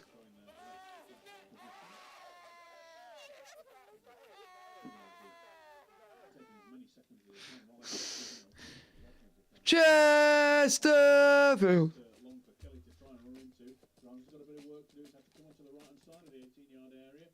Cross comes in and well cut out by Tom Naylor. And Falkland trying to get the ball there before it falls to Osborne. But it falls to Osborne, and it's Warburton on the edge of the box. Left-footed shot.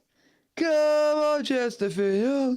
Headed forwards from the clearance by my man of the first half, Carl Morris. Well, hopefully you guys are enjoying the stream. Like, sub, and subscribe. Let me know in the chat if you are a Chesterfield supporter or if you're a Solihull Moors supporter.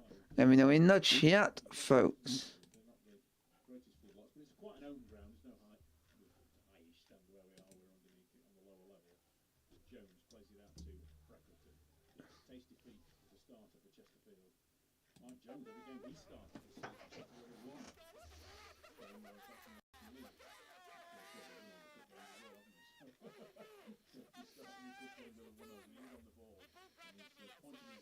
Fingers to various players, see what the options are, but plays it short from Mandel, he's right in the middle of the post.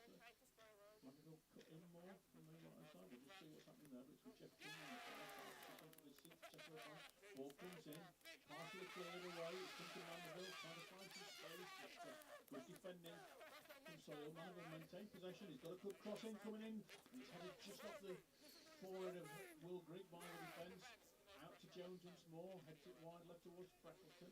Chesterfield starting in positive mood. And second half goal and then play back to Grimes and good pressing from Josh Kelly. Forces Grimes to play it back to Tyre and it's now with Palmer back to Grimes once more.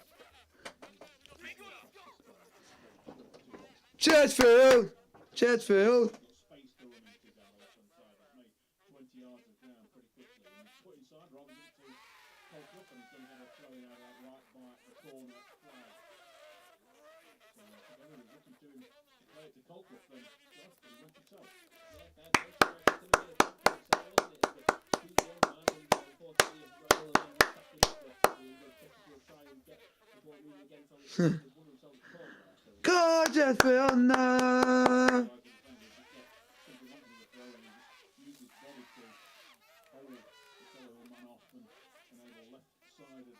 Sixth in the game, 2 to Solihull, 6 in the game to Chesterfield, 2 to Solihull. And Paul Cook's having a banter with the crowd as the corner comes in towards the far stick and it's nodded forward by the side netting by Grimes, but it flips a defender, going out for another corner kick, far side. So, a bit of friendly banter from Cook and the crowd to our right there. Anyway, it's rolled short quickly, this one, the corner kick, and played to Banks just inside the box. And got the cross in towards Grimes. Grimes gets something on it, and shouts by Grimes for a nailer for a handball. I didn't see it myself, but certainly nailer. Come on, Chesterfield! Chesterfield throw, which is taken by Freckleton to Jones. To Freckleton, level the edge of the 18-yard area. Cuts inside, plays it back to Jones. He's going to play the square passes, yes, because in some space over the far side is Jeff King, who's gone for a long-range shot. It's on target, but gathered by the goalkeeper. But he had to hold on to it because there were 3 players going into the rebound and all in on him. it could have been an awkward one for the keeper, that, because King's effort was bounced up in front of him, but he did well again, didn't he, to hold on to the ball, even though it was straight at him. But this is a good start for the half from Chesterfield. They really penned Solihull back in. They're making Solihull. Come on, Jules! Come on, Chesterfield! Come on, Chesterfield, man! Rather than later, they are going to need a goal, aren't they? And I think one, it gives them that bit of momentum, doesn't it? But they need to take a chance. And so far, Chesterfield, the ball's dropping into areas in and around the 18-yard box, but no one's really pulling the trigger at the minute. And that's the thing for me so far. Yes, there's been a couple of mistakes still that have led to the 2 goals. But Chesterfield can well be back in this game if they... Come on, Chesterfield! Kelly's got a challenge in there. Free kick goes Chesterfield's way. Palmer has come across the saw. A couple of minutes ago, didn't we? Grimes over on the right defending, and it was Palmer on the left. So the mobility at the back seems a little bit stronger in the first few minutes of the second half than it was in the first few minutes of the first half. Yeah, Grimes and Palmer looking... Come on, Chesterfield! So far, not really had too much. Oh.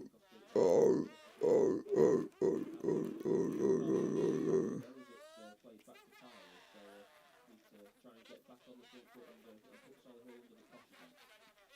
Just inside his own half, rolled it up to Mike Jones, tight to the touchline on the left hand side, the near side to Chesterfield. Jones puts his foot on the slip, gets it clear and wins it, and then goes really well. Jamie Osborne's telling the referee, oh, he's pulling his shirt, he's pulling his shirt. And he's not even looking at the play, Jamie Osborne, but he's Naylor picks the ball up from the clearance, plays it out wide right to Jeff King, overlapping from Banks. He's got an opportunity to cross, plays it in, Grigg! Oh, across the face of the goal! Oh! Surefire goal as Banks put it in. Grigg and Banks, we know that they seem to have a telepathic relationship, and Banks couldn't have played that any better. Was that a bad miss from Will Grigg? It was difficult, wasn't it? Banks, he did everything right. Lovely ball in at the near post. Grigg's movement there, as you'd expect from Will Grigg. It was great movement. He got into the right area, swung his right boot at it. And just again, I don't think he got the connection he wanted, Phil. I think if he'd have just got a bit more onto that, ball hits the back of the net, and we're talking game back on, aren't we? And unfortunately, he just didn't get the right connection. Maybe the Solihull defender just did enough to put him off, but I think by Will Grigg's standards and the goals he's scored this season, he would probably say himself that for him that's a bad miss. Okay, I'm just looking at Paul Cook's shoes. They're art shoes, they are, aren't they? And he's got a black patent leather trainer type thing. Ah! Come on, Chesterfield. We need to score for Will Grigg. No, he scored for Will Grigg.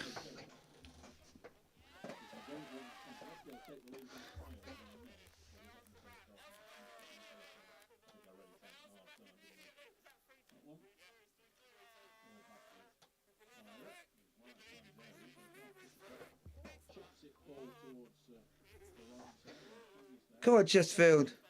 Banks is playing on the right-hand side, isn't he? And Mandeville's moved to the centre, or more to the centre. But is that lopsided? They're both quite on the right, aren't they? Anyway, Banks is doing a bit of a run down. Chesterfield. Chesterfield. Chesterfield. Outside the 18-yard area. That's a great run from Banks. And a deep cross. Colclough gets the cross into the centre. Oh, and it hits Naylor on the head, and he couldn't quite get enough height on his jump Oh. towards the goal. That was another opportunity for Chesterfield. But Naylor just couldn't quite wrap his ball down. Yeah, great vision, wasn't it, from Banks, that first cross all the way over to Colclough, and then Colclough another good ball in, and again, Naylor. It just seems to be today, Chesterfield are just not getting that connection on the final touch. It's just one of those frustrating afternoons where they're creating chances, but none of them really testing the goalkeeper. Grigg and Naylor could easily both have scored in this opening moment of the second half now. 54 minutes. Jones, just outside the 10-yard circle in his own half. Slows it down, plays it to Banks.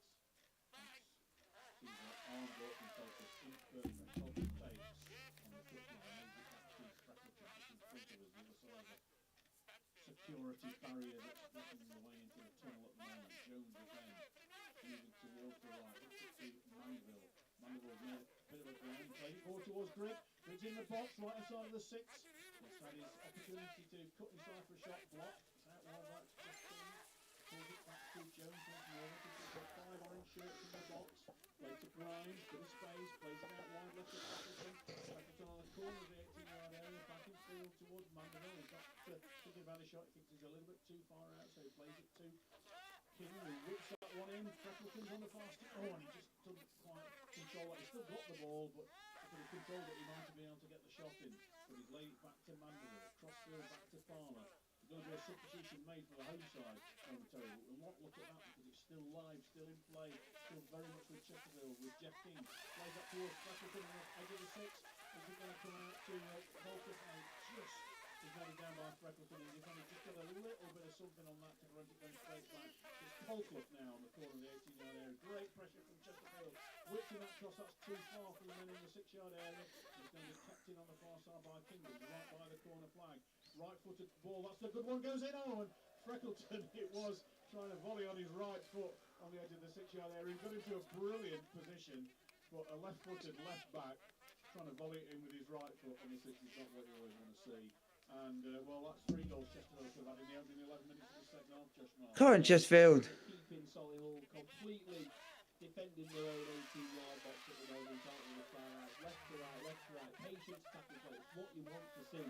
But again, it's that Come on, Chesterfield. final finish. They're not getting right. And if there's anyone in an orange shirt, you didn't want that ball to fall to there. It was Miguel Freckleton, wasn't it? As you say, defensive player who's more of a natural left footer. Came to and on the volley on his right foot, and unfortunately just didn't get over the ball, did he? But yeah, much more promising from Chesterfield. And even though the scoreline says 2-0, they are still not out of this game.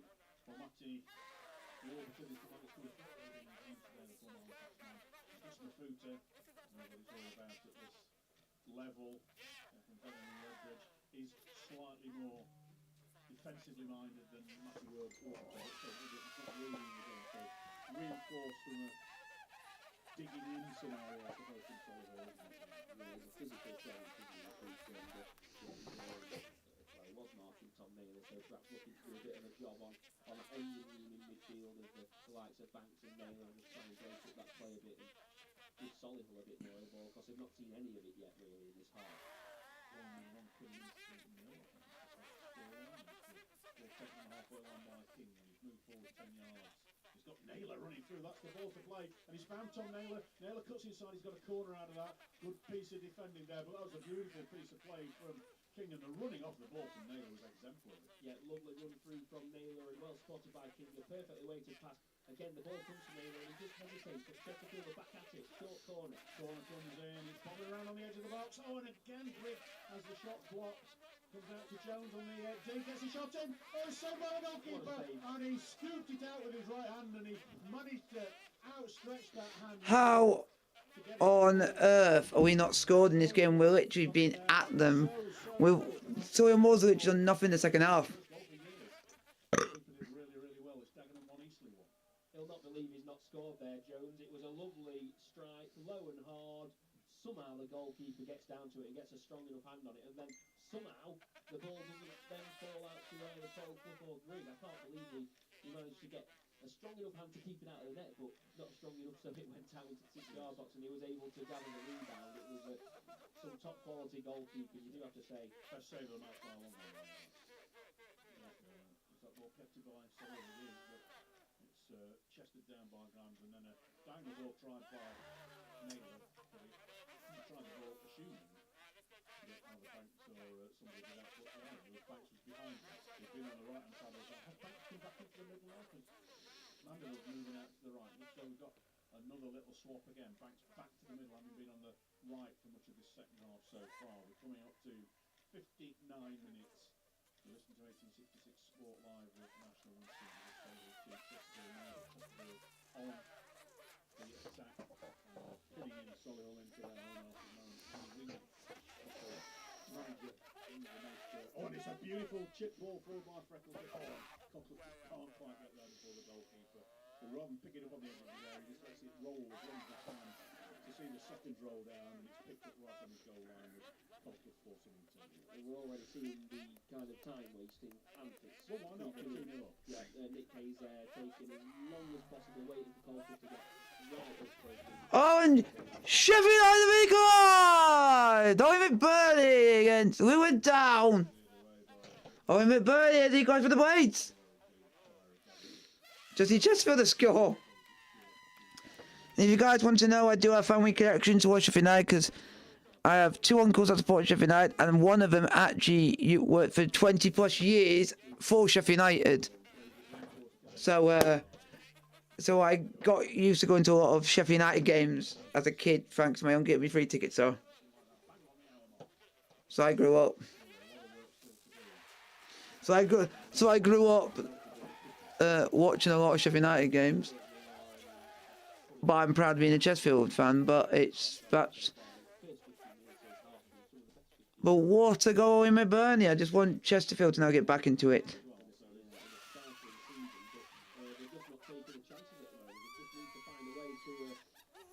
Find the back of the net. If they do it once, I think they'll do it again, and that was a very, very soft free kick given against Ryan Colclough, but the referee, well, he's not giving Chesterfield any joy, has he? It wasn't a free kick. Colclough was chasing. He wasn't going to get the ball. Cook's going to be booked.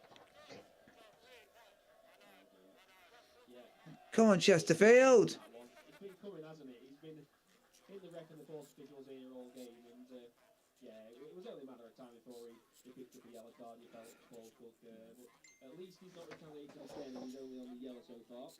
Yes, and the ball goes out for a throw into the host. But no, Colclough was never going to get the ball.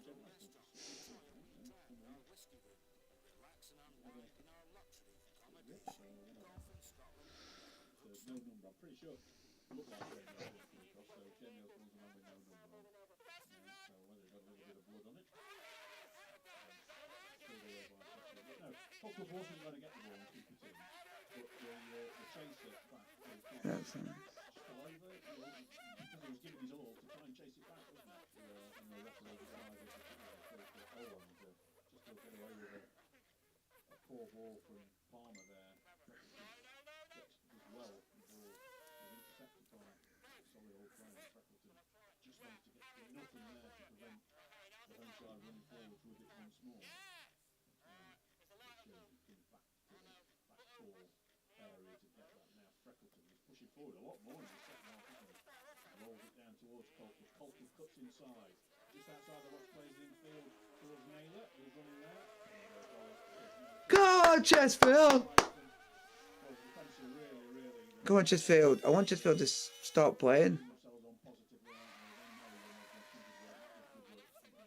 Yeah, it's one of those, they know they're right under it, and every time that ball goes out for a goal kick or whatever it might be, they are celebrating it like a goal, and well, that's what happens. They know they're against the top of their league, they know that this is a massive, massive scalp, and to be 2-1 ahead at this stage in the game, they probably can't believe it themselves, so, you know, they're enjoying it so far, you can see that. Usual crowd here today, someone with a safe from Chesterfield. The record crowd here is John? not too sure. Was it the playoff semi? It certainly was. It was. Solihull against Chesterfield. Gareth plays for Solihull. And it was 4,020. That's the record crowd here at Benton Park, and it was Leicester and then Chesterfield.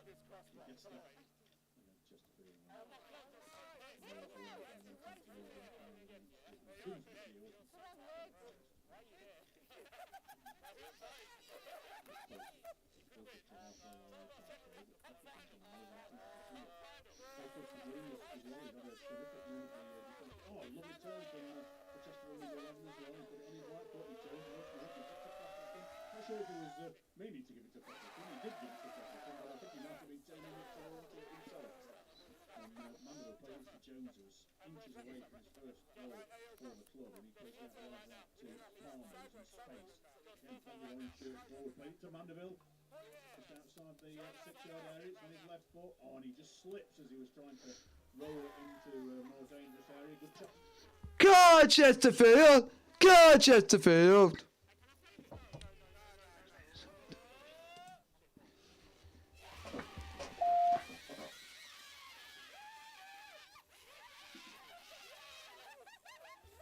I want Chesterfield to start playing well, but we're just not doing anything.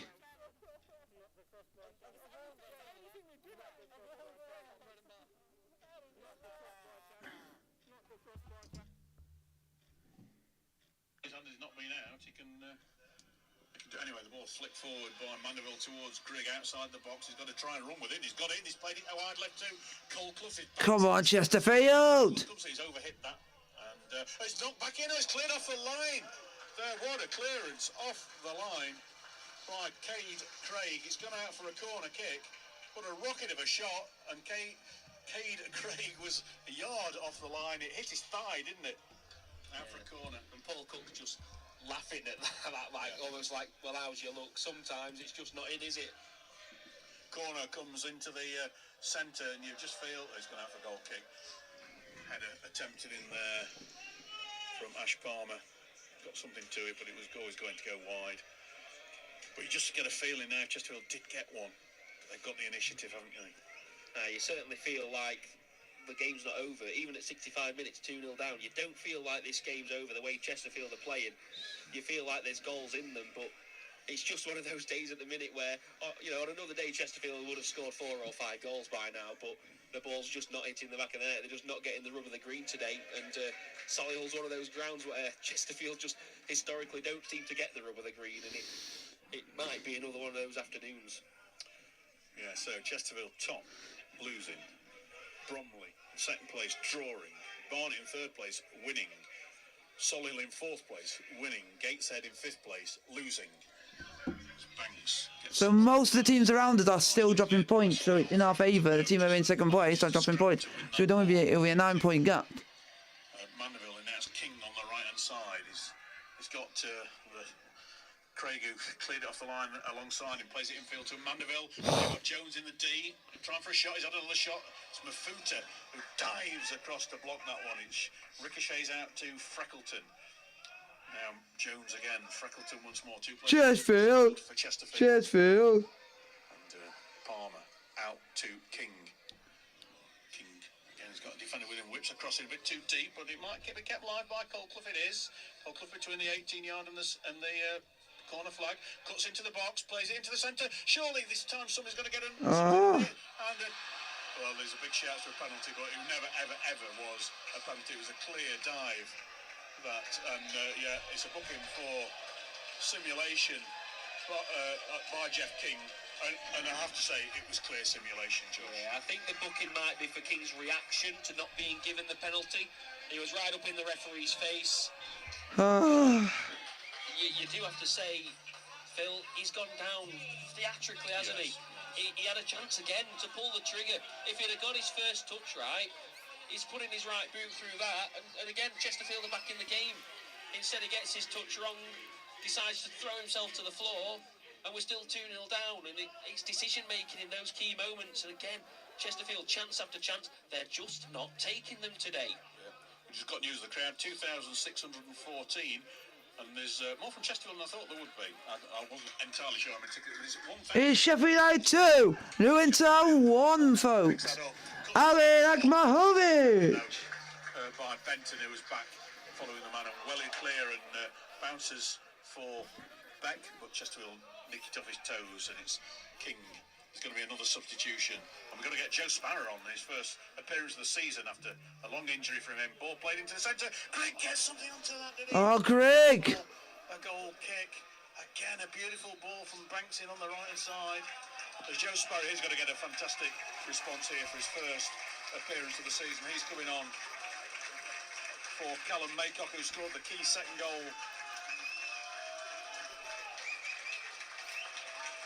Yeah, big moment this for Joe Sparrow. He's no doubt about it one of the most talented footballers in this league. Of course, he's been off with a long injury layoff, hasn't he? And, March, I think he was out March. Yeah, so it's fair play. It's a nice moment for the home fans, and maybe it shows that Solihull are going to try and get a bit further up the pitch and have a bit of an attacking impetus. We'll see, but yeah, interesting to see if he's the same player he was after such a long layoff. Certainly. We'll see in this last 20 minutes, I'm sure. Ball played up towards Kelly, who is getting away down the right hand side. He's in the box, plays it in, good block from Chesterfield.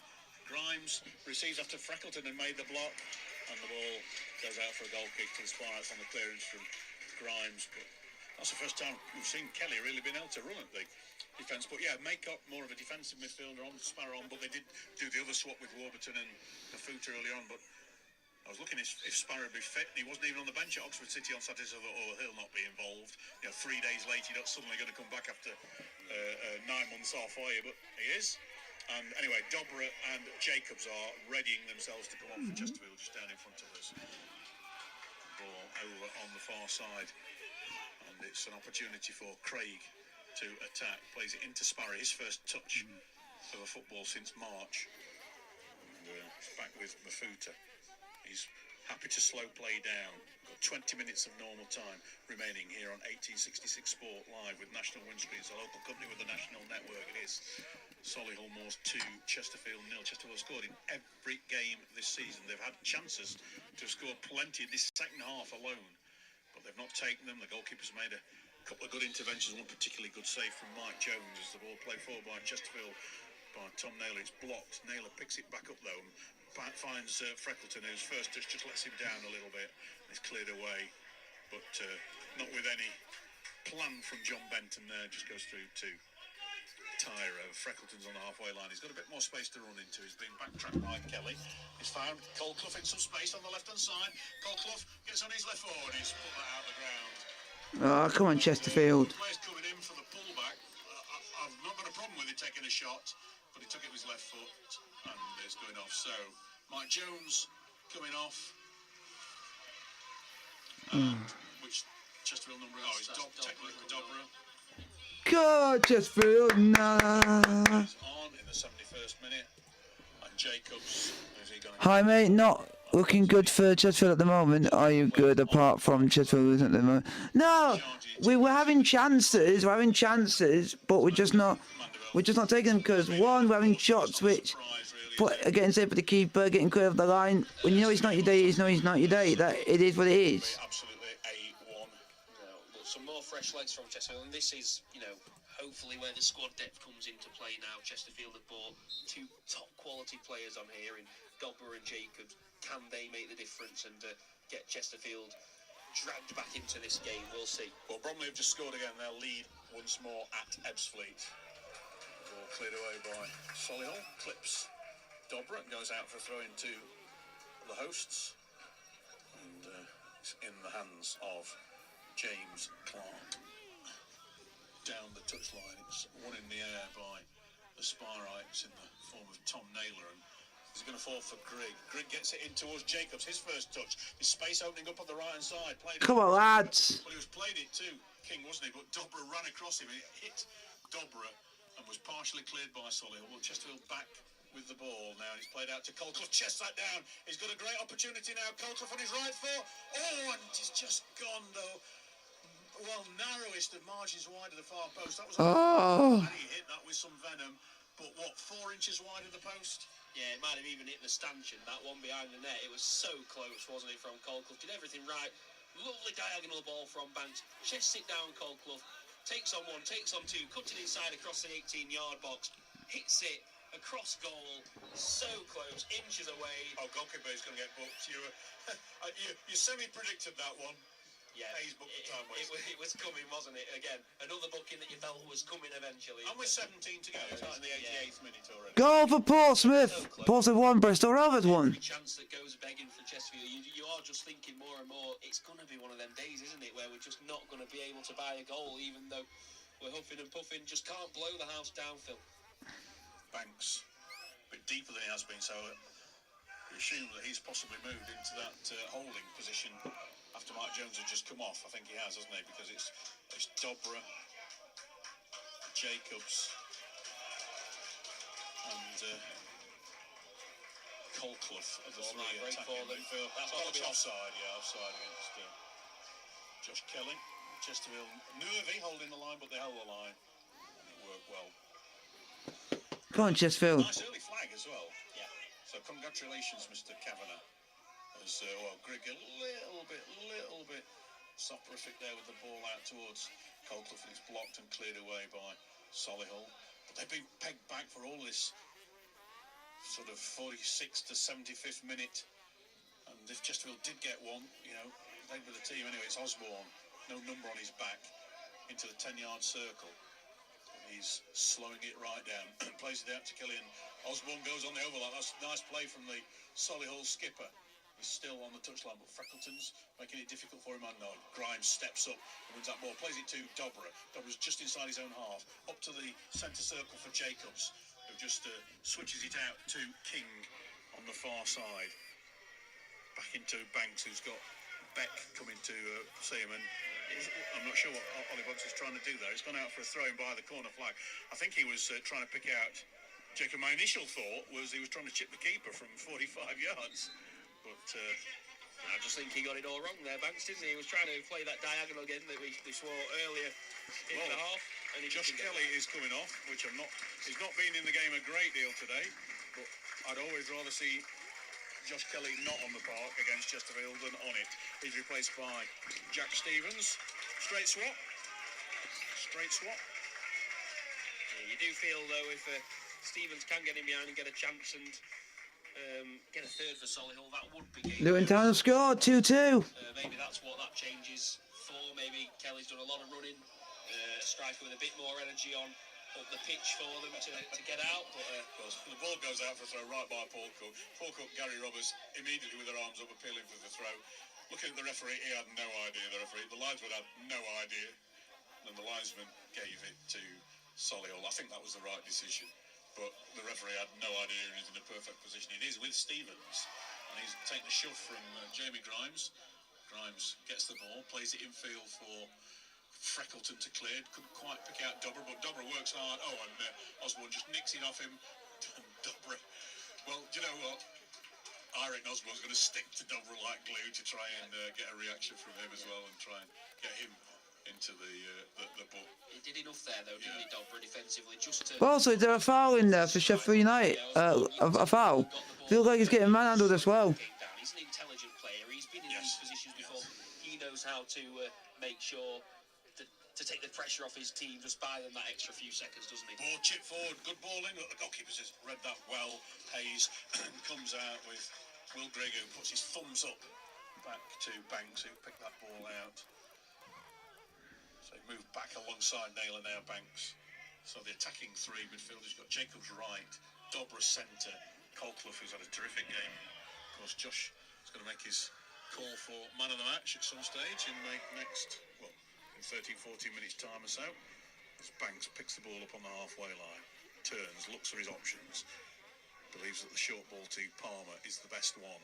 He's right on the halfway line at the moment, not being pressed, but he's got Beck, who opened the scoring after that mistake from Mike Jones, blocking his way. It's now out to Colclough again, who's seen an awful lot of the ball, and he's skimmed his man again. He's down by the left-hand side. He's trying to nick a corner out of that. It didn't quite work, did it? Because the ricochet, rather than going out for a corner, came back towards Colclough and fell kindly for Solihull to break free, and now all of a sudden we've got defender Clark up there. A great challenge from Palmer again, who's come right from the right-hand side into left-back territory. Tracked that run, but it was the right-sided central defender that was running through there. Let's just marvel in that, because that was a great piece of play. Yeah, even Jamie Grimes was caught up the pitch then, which tells you what a high line. Look at Solihull's line at the back. They're not 3 at the back now, they've got 5 at the back. Oh yeah, and the rest. It is definitely one of the most defensive displays I think I've seen in a half of football from Solihull, but it's working for them so far. Of course, Dagenham 3, Eastleigh 1. Going well down in East London. But Barnett's still in the lead, Bromley's still in the lead. So it looks like one of those days that the top side might win in the next 3, or that might lose in the next 3, or win. Offside. Not what you want. Well, to be honest, when the ball came across, I thought Freckleton looked as though he was offside, but I just lost the line spinning there. He's caught Come on, Chesterfield. And anyway, no, it's frustrating though when again you've got the possession, you've got the team kind of sitting back. You just want it to be patient, wait for an opportunity, wait for some movement, and then it just doesn't happen. And yeah, it was a good ball across on it, good diagonal, but Freckleton is looking all the way across the line. You should be able to stay on side when you're looking across the line like that. Yeah, Bromley 3-1 up at Ebbsfleet now, so we can chalk that one down for 3 points to the team in second place. So 10 points clear with 2 games in hand. It's not As over it stands now, it's 7 points clear with 2 games in hand.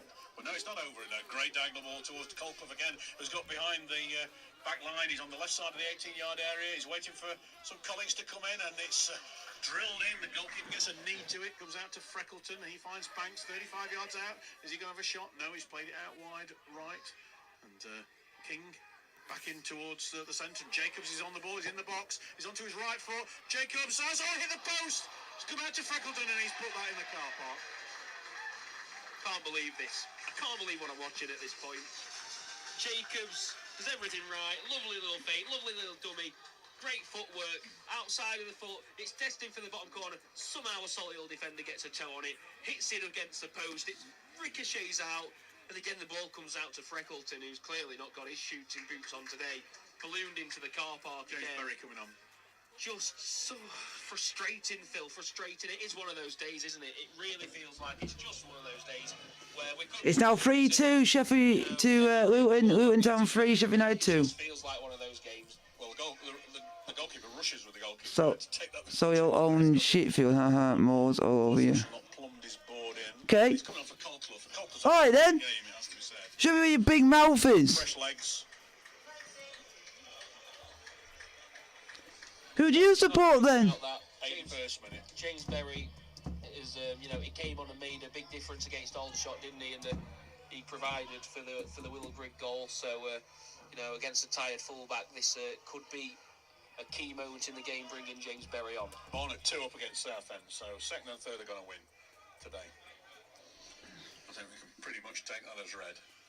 Barnet got back into some form, didn't they? Had a big win at the weekend. They'd been losing before that, and it's a free kick to Solihull, corner of the 18-yard area, so an opportunity for them to attack in this second half, which they've done precious little of. I wonder if we're going to see Joe Sparrow. Arsenal? Arsenal? He's walking away from it. Away, isn't he? This is a non-league side. Well, they're going to be looking for the head of Mark Beck, aren't they, who scored the first goal. Who cares about Arsenal? If you want to come and you want to talk crap towards me, I'm going to defend myself. Because I'm not letting you think you can come and literally try and think you're the big man. Oh, I'm a keyboard warrior now. Oh, I'll fucking go and tease one. Because you wouldn't do that in public. Because you'd be absolutely scared to do that in public. Because you know you'll get filled in. Because you run your mouth too much and someone will punch you and knock you out. I don't believe in violence, but if you do it in the street and do it to the wrong person, you are literally will absolutely get absolutely done. They'll not mind this at all, Solihull, because it's just a bit of a chance for them to run a bit of time down. What a dickhead. Yeah, take the ball into the corner a bit. They've not left too many men up there. There's a lot of players back. Just got 3 up on the halfway line, 4 now. Yeah, This is a stream for people to just enjoy a game of football, have a nice chat. Then I got dickheads like you who come on and ruin the stream for everyone else. I know you're sorry, but you shouldn't have started in the first place. Right foot to it, comes towards Mafuta, knocks it back into the centre. I don't mind banner and all like that, but then you just go and take it literally too far to the point where it's just, what's the point? Was Stevens. Just turned back to their own goalkeeper behind. It's just idiots, and I don't want it to ruin the stream for other people. Long clearance. Altrincham 2-0 down at home to Halifax Town, so they come to Chesterfield on a Tuesday night in January, don't they? Grimes on the ball, 6.5 minutes of normal time remaining, so Chesterfield got to do something special to get a point out of this game.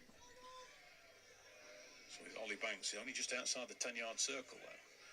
Plays it out to Palmer, back to Banks. Chesterfield patiently waiting to try and find a route through. Gary Roberts just signalling, move it forwards and get it onto this left-hand side. Grimes gets it.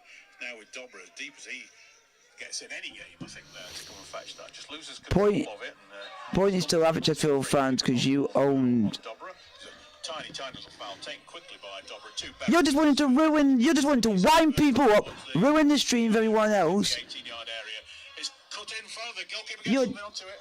Well, I think the You're just here to wind people up. Berry must have just, so flag goes up, can't possibly be an offside. So Berry must have just taken the ball over the line. And but that was again a great run in from Berry. They know how to teach you. Don't wind people up. Isn't it, Phil? He's done everything right. He's got to the byline, but then he's not got his crossing early enough. And Chesterfield. I'm sorry, everyone else, because of an idiot coming on the stream and just literally causing asshole for everyone else in the stream who's wanting to enjoy it. Because I couldn't enjoy it. People are just going to write idiotic things and just be an idiot. Get your views in on X at 1866 Sport, and of course you know the Facebook page 1866 Sport. Josh will be compiling those. Maybe wanting to get a little bit close to the end before you make a final commitment. Of course, Josh has got to be thinking about the man of the match. 5 minutes of normal time remaining. 2-0 the Sparite Trail here on 1866 Sport Live with National Windscreen Sparite sponsors since 1986. Berry picks it up, good challenge at the back by Benton, who just clears it, and there's 2 Chesterfield orange shirts underneath that one. Banks heads it down to Grimes, and Beck has gone down holding his head, but you know there's no way that anybody would have got high enough up to have banged his head there. Oh, and a misjudged cross-field ball from Banks. He doesn't do too many of those, but that was always going to go into touch. Oh, we've got Norman Collier on the on the tannoy now, if you're old enough to remember that. Mark Beck has been given the home sponsors man of the match. So guys, keep your questions coming, like, sub and subscribe. I'm hoping that the person which I have pointed out for about a minute has learned his lesson to stop winding people up. Because in this, I don't mind banter, but when you just keep going on and on and on and on, you're just becoming an idiot. I have to say that Solihull's attack have not been the dominant force in this game. As Berry runs down the left-hand side, he's got Stevens with him. He cuts inside 2. He's got to the byline this time. He's crossing in nicely. Oh, and Grigg was coming across. Chesterfield. Again, a decent move from Chesterfield. Berry causing problems, isn't down the left-hand side. Those 2 right-sided Solihull players not having much joy at keeping him quiet, but again, the cross just not finding the head of Grigg and the goalkeeper mopping it up well. Freckleton lays it back to goalkeeper Tyra. So Chesterfield fans start saying we're top of the league. But 3 points less top than they were at 3 o'clock on the live table. I'm not really that annoyed if we lose this game because of we're top of the league by 7 points. At the end of the day, we can still be happy. We're still top of the league. We still got a big hefty lead in front of everyone else. So I'm not really that annoyed. I'm not really that downbeat. It's just we've played all right today. It's just the only thing is we've done everything. I hit the post, hit the bar, have a goal saved on the line. Dorking. Yeah, it's just one of those days. Just one of those Chips days. it in, good ball, Dobra header, and it's cleared off the line Again. I think it might have been the shins of the goalkeeper once more. They got it there, but a classic downward header from Dobra, and it's blocked once more. Oh my God! You can't just write this. Folks, we've now hit the post. We've had one skied with an open goal, and we've had 2 shots cleared off the line. So it's just one of those days. This is the Solihull that we were expecting to see in the first half, but they went on the front foot in the first half rather than playing on the break as we, certainly Josh and I expected. Ball out now to Stevens on the right-hand side. He's got an opportunity. He's got Grimes in front of him. Grimes jockeying, pushing Stevens wide. He's happy to go wide as well. Oh, and he's just been shoved over by Jamie Grimes there. That was a ridiculous push by Grimes. I think it was just out of frustration, wasn't he? Is he going to go in the book there? I don't think he'll go get booked, but Grimes knew, didn't he? I think he kind of shrugged his shoulders at the linesman to say, oh, come on, but it's a blatant push in the back, right in the corner, and again, another chance for Solihull to eat up another minute or so, perhaps taking the ball into that corner, and frustrating afternoon, Phil, frustrating. 90 seconds of normal time remaining, Dagenham 4, Eastleigh 1. And your shortlist, we'll go straight in for your Netcoms IT man of the match. Josh? I'm going to give it Colclough, I think. Yeah, I think he's I been would have given it Chesterfield's as well. biggest... Chesterfield, Chesterfield, Chesterfield, Chesterfield, Chesterfield, Chesterfield, Chesterfield, Chesterfield, Chesterfield, Chesterfield, Chesterfield, Chesterfield, Chesterfield. Today, he's been Chesterfield's biggest threat, their biggest outlet, and he can count himself unlucky, Colclough. But I think there's a few Chesterfield players out there that can count themselves unlucky today. But when you go 2-0 down in a game, thanks to some really, really poor, sloppy mistakes, you invite it on, don't you? And it's Chesterfield have made the afternoon frustrating for themselves, really, in that sense. Yeah, Solihull down by the corner flag as they're perfectly happy to stay. Jamie Grimes trying to clear it, and he manages to do that, but it was just really getting up towards the halfway line, and it's scooped wide right by Solihull. Shouts for handball given in Solihull's favour. It was free kick from Paul Cook. So Chesterfield have asked for a handball on several occasions. It never gets given, but the first time Solihull Moors asked for a handball, it's a handball. You can see him programming it, and he's waiting to hold it up in about 4 seconds' time. So handball, free kick taken by Clark. That was a great free kick from the man that we've been praising. The fourth official does hold up his form. Come on, lads. Towards Dobra and Mafuta. Mafuta's using his superior body weight to keep the man away from that, and he's down on all fours, Mafuta, but Solihull with Stevens on the ball, flicked it out wide right to be picked up by Benton, and Grimes gets it again and puts that into touch for a throw into Solihull. 3.5 additional minutes to go. Just why that? One of the teams in the bottom 4 have just scored against Dorking. Wanderers, one of the teams just outside the bottom 4, and another team just outside the bottom 4. Woking still 0-0 away at Aldershot Town, and of course lost 4-1 at Chesterfield at the weekend. Solihull Moors back in action against Chesterfield on New Year's Day. Chesterfield's next game at the SMH Group Stadium, and Chesterfield will at least be looking for the very, very worst to win on aggregate. Not that you get a bonus point for that, but Solihull keeping the ball well and playing to Sbarra, and he's cut inside, but I think nicked off him by Palmer, and now opportunity. Chesterfield, we are top of the league. Say for the Sparrows, we are top of the league. The halfway line, rolls it across to Freckleton.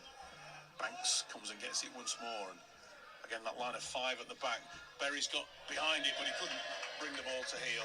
It's gone out for a Solihull throwing in their right back position. Gates have equalised against York City, so the team in 5th have equalised 1-1 at home to York City. Yeah, I don't think it's a time really to be worrying too much about the teams below us because of the gap, the margin that Chesterfield still have at the top. But it'll be a game that Chesterfield will have to learn from. We've got Solihull again, haven't we? Straight away, New Year's Day, so that'll be something to look towards, and I'm sure Paul Cook will want to respond, and he'll want instant revenge at the SMH Group Stadium because he'll know his team are capable of beating Solihull, but they'll need to iron out those defensive mistakes, and there could be another one. They've had more chances, more possession, more crosses, more corners. Grimes is off. Grimes is been sent off. Grimes He was off the ball. I don't know if you saw it. I didn't. I saw the ball. Yeah, I saw it. Just out the corner of my eye, there was a coming together between Grimes and a Solihull player. And then Grimes, well, he put him on the floor. Jamie Grimes put him on the floor. And you can't do it. You can't put your hands up on a player and put him on the floor. You're going to get a red card. And off he goes. He's frustrated. He's walking down to the right-hand side, so he's not going to get his 100th consecutive league appearances as the Chesterfield captain. And it's a ban now. That's a ban for Jamie Grimes. It'll be a 3-match ban. Chesterfield will not be able to appeal that, let me tell you. Yeah. Well, I was following the ball across to Tyre. It was off the ball. And, well, it's going to be a free kick. Solihull Moors, and we've had 3 of the 4 minutes. So, sending off skipper Grimes. That's the one position. You've got to look at Miguel Freckleton, and whilst he can fill in at left back pretty well against the muscle of the likes of Mark Beck in the next match, how's he going to do as a central defender? He'll be disappointed, Jamie Grimes, with himself when he watches that back, I think, unfortunately. Yeah. Well, he had that little shove, didn't he, a while ago, a needless shove that gave away a free kick. Sparrow's on the ball on the edge of the box, plays it out to Stevens. I think it was Stevens that was flattened, wasn't it? And he's fouled again. And the referee coming across now to take action and having a word with Freckleton. And Solihull have got players going in to have their comments as well. Yeah, referee's going to... There's some heads going here now, I think, Phil. Definitely some heads going. It's going to be a booking. Dobra Yeah. Gets the booking. Hothead Dobra, perhaps lucky to stay on the pitch, but yeah, I think it's a frustrating afternoon. You can see the players are taking the frustrations out now. They're very frustrated that they've just not been able to find a way back into this game because they've created enough chances. They've created enough chances to win 2 games of football today, Chesterfield, but and the referee's coming over to the Solihull dugout here, and he's going to book somebody in the Solihull dugout. Yeah, don't know who that is. It's a coach or an assistant. It's not Andy Wing. It's not Andy Wing. So, there's somebody actually inside the dugout. So, plus... Right, it certainly creates a bit of an ugly end to the game and perhaps a bit of spice ready for the return fixture, Phil. Absolutely, and after all this, it's been a long break of play. There'll be another minute's worth of play, but it's a free kick too. It's just one of those days, folks. Both goals in the opening 15 minutes of this match. Chesterfield second half absolutely dominated it. Created chance after chance, but just couldn't finish it today. They've not had that lethal match-winning. Anyway, there goes the referee has blown the full-time whistle, and Chesterfield have lost a game, and it's the first game in 24 league matches in the National League this season they've not scored in. So congratulations to Solihull Moors. So full time.